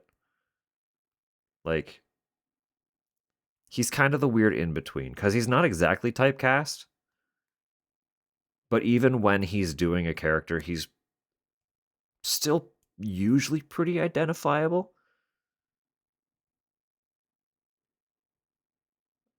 I don't know. I do love identifying when Matt's in something, though.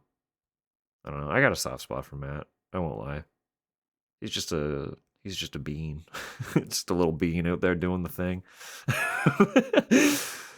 He just seems like such a guy that I'm always kind of rooting for him a little bit, even though I know he's immensely successful and really doesn't have to worry about his career at all.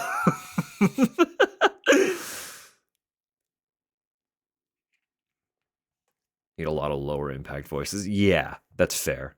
Exactly. Yeah. 10 a session in 20-second increments. Yeah. It's hard doing a lot of voices. I learned that very quickly with just trying to fuck around with Sawyer We're Closed.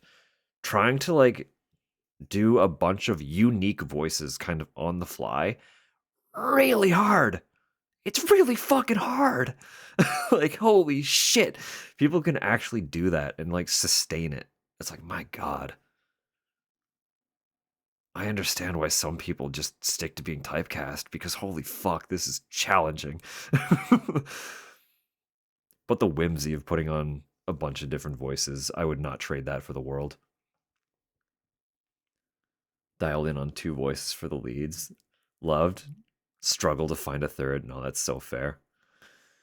I did my best to give a unique voice to every character, but when you're jumping through so many of them, especially like breaking up a playthrough night to night, you forget a lot of them. You just kind of try and hope that you're nailing a similar tone the next night. Because, like, unless I'm researching what I did like 20 minutes before stream, I'm not remembering it. I'm not remembering it at all. I'll do my best. And I like to think I did okay, but we're not remembering it. I have to play The Upturned. I think I have that on my wish list. I do. It is on my wish list. Eventually. Eventually I'll get around to it. We do like a Zeekers. Zeeker make good game. So, eventually. We'll never forget Chef Armando. No, that one's locked in. We can't forget the chef.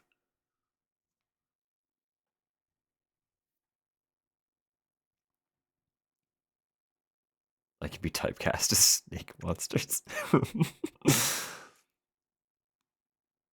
Trying to stay consistent with voices. Yeah.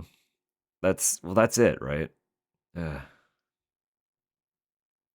don't know. I feel like some of them dial in as the night goes on. Some of them are shaky. It'll be like 1 minute they sound like this, and then the next they probably sound like something completely different because I forgot what I did for them. But then again, like that's also kind of the nature where I was attempting to give a unique voice to like literally every NPC, and most of them are kind of inconsequential. They're just there for flavor. I was arguably biting off a much larger endeavor than I probably had to. So if it wasn't perfect, so be it. Forget in real time what voices I'd done. My only qualm with Chef Armando is the voice that I did choose to give him. I need to play around with placement a little bit to try and make that more sustainable, because doing Chef Armando is not a sustainable voice. It kind of hurts. It's not a good one. It's an excellent voice, but it's not a good voice. You know what I mean? It gets rough. It gets real rough real fast. It's so good. I appreciate that. That one just spoke to me. I don't know where that came from, but like immediately we just knew. Once that one was dialed in, we knew it wasn't going anywhere. That dial was not switching at all. I am excited for the third playthrough of that. And now that we know that Death Stranding is not releasing in June, we can focus on the queer games. So there will definitely be another Story We're Closed in June. Very definitively. Because if we're starting Death Stranding in March, we got the remainder of March, we got all of April, and we got all of May. We can absolutely finish that game in that time frame. There's no way, right? That's so long. That's such a long time. That's such a long time. It's not going to take that long. It won't take that long. There's no way. So we're gonna play some gay games in June. I need to formally make a list. I know Signalis qualifies on like a technical sense, but it's a little bit looser. But I haven't played that game yet, and I do own it, so I have to play it, and that seems like a good excuse. But the big ones for me, I think I would love to do another showcasing of Fear the Spotlight, because that was such a cute game. That's an excellent, like, beginner-friendly survival horror. And fucking, it's lesbians, man. Game's lesbians. So it's gotta be played. I love that game too much. It's fun. It's cute. It's got lesbians. It's in. It's June. So we got Signalis, we got Fear the Spotlight, we got Sorry We're Closed. I don't know if we'll have time for more than that. It depends on how long the playthroughs kind of require. So Lebanon mentioned.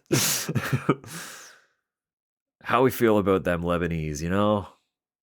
We had a kind of this whole region had like a very large Lebanese immigrant population for a long time. And they've actually like heavily influenced our cuisine in Atlantic Canada. Very good shit. Yeah, there it is. In the 80s, yeah. So we do have quite a few. Actually one of the brother that doesn't show up very much. One of his like earliest childhood friends was a little from a little Lebanese family, and they were so sweet. I remember them quite fondly. Lebanese food truck in town. Tantalizes me every time I walk past. Listen. It's the garlic. It's always the garlic. There are so many food cultures that just use tons of garlic, and that's probably what you're smelling.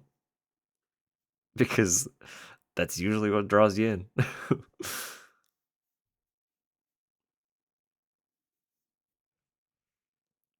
Need to remember to adopt so the knowledge doesn't get lost.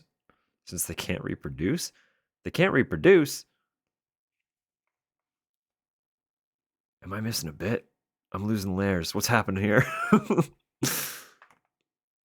Lebanese. Oh, I know. I get it. We're in. We're locked back in. I understand now. There it is. I got the bit before it was explained. I'm counting that.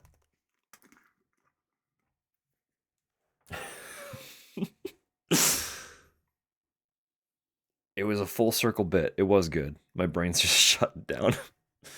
It's almost 12:30. Give me 2 seconds to see who's online. Because I don't actually... Wait! Hang on. Really? As of when?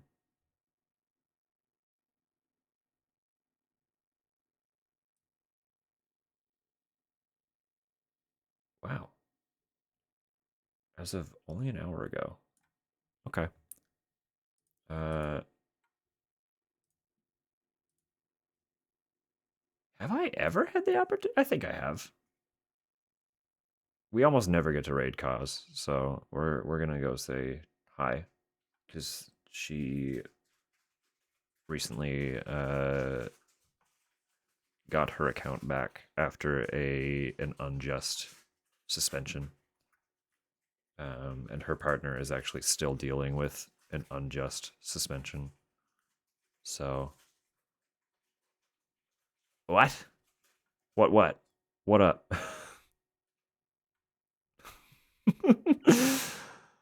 Different cause. Different cause. Welcome in. So we're gonna go say hi. We're gonna go say hi to Cause, because I need to go to bed. We have a brunch in the morning. Summoned? I know, the timing was wild. Well, Cause, you're gonna go meet Cause. So, welcome in, and also goodbye.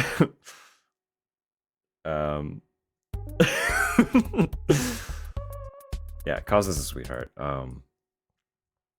But her partner is still battling an unjust suspension, so send all the love we can. Because they both deserve all the support. Lovely, lovely people. So, hello and goodbye, of course. Sometimes that's the way it be.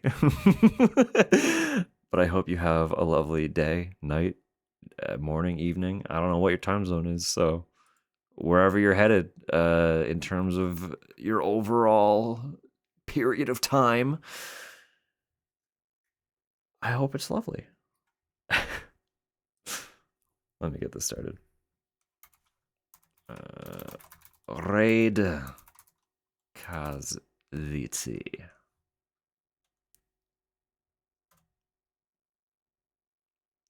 I don't have music planned, do I? We'll just... There we go. We'll just hit next. You're coming with me? Thank you for the follow. Until next time, friends. As I mentioned, with tomorrow being Valentine's Day and my youngest brother's birthday simultaneously, I will not be around tomorrow. There are other people I need to focus on. So, we will be back next week. As I was teasing, we're working on a Reanimal stream with Zach again. The brother will be joining us, so look forward to that. As for where we're going from there, Cheryl is somewhere and she needs my help. I'll keep you as posted as I can. We'll figure it out. So, Till next time. Send all the love on to Kaz. All right. Oh my God. Hurt. Bye now. Good morning, Sam. Walkie. Good morning, Walkie. Now goodbye. Oh my God. Good morning, Sam.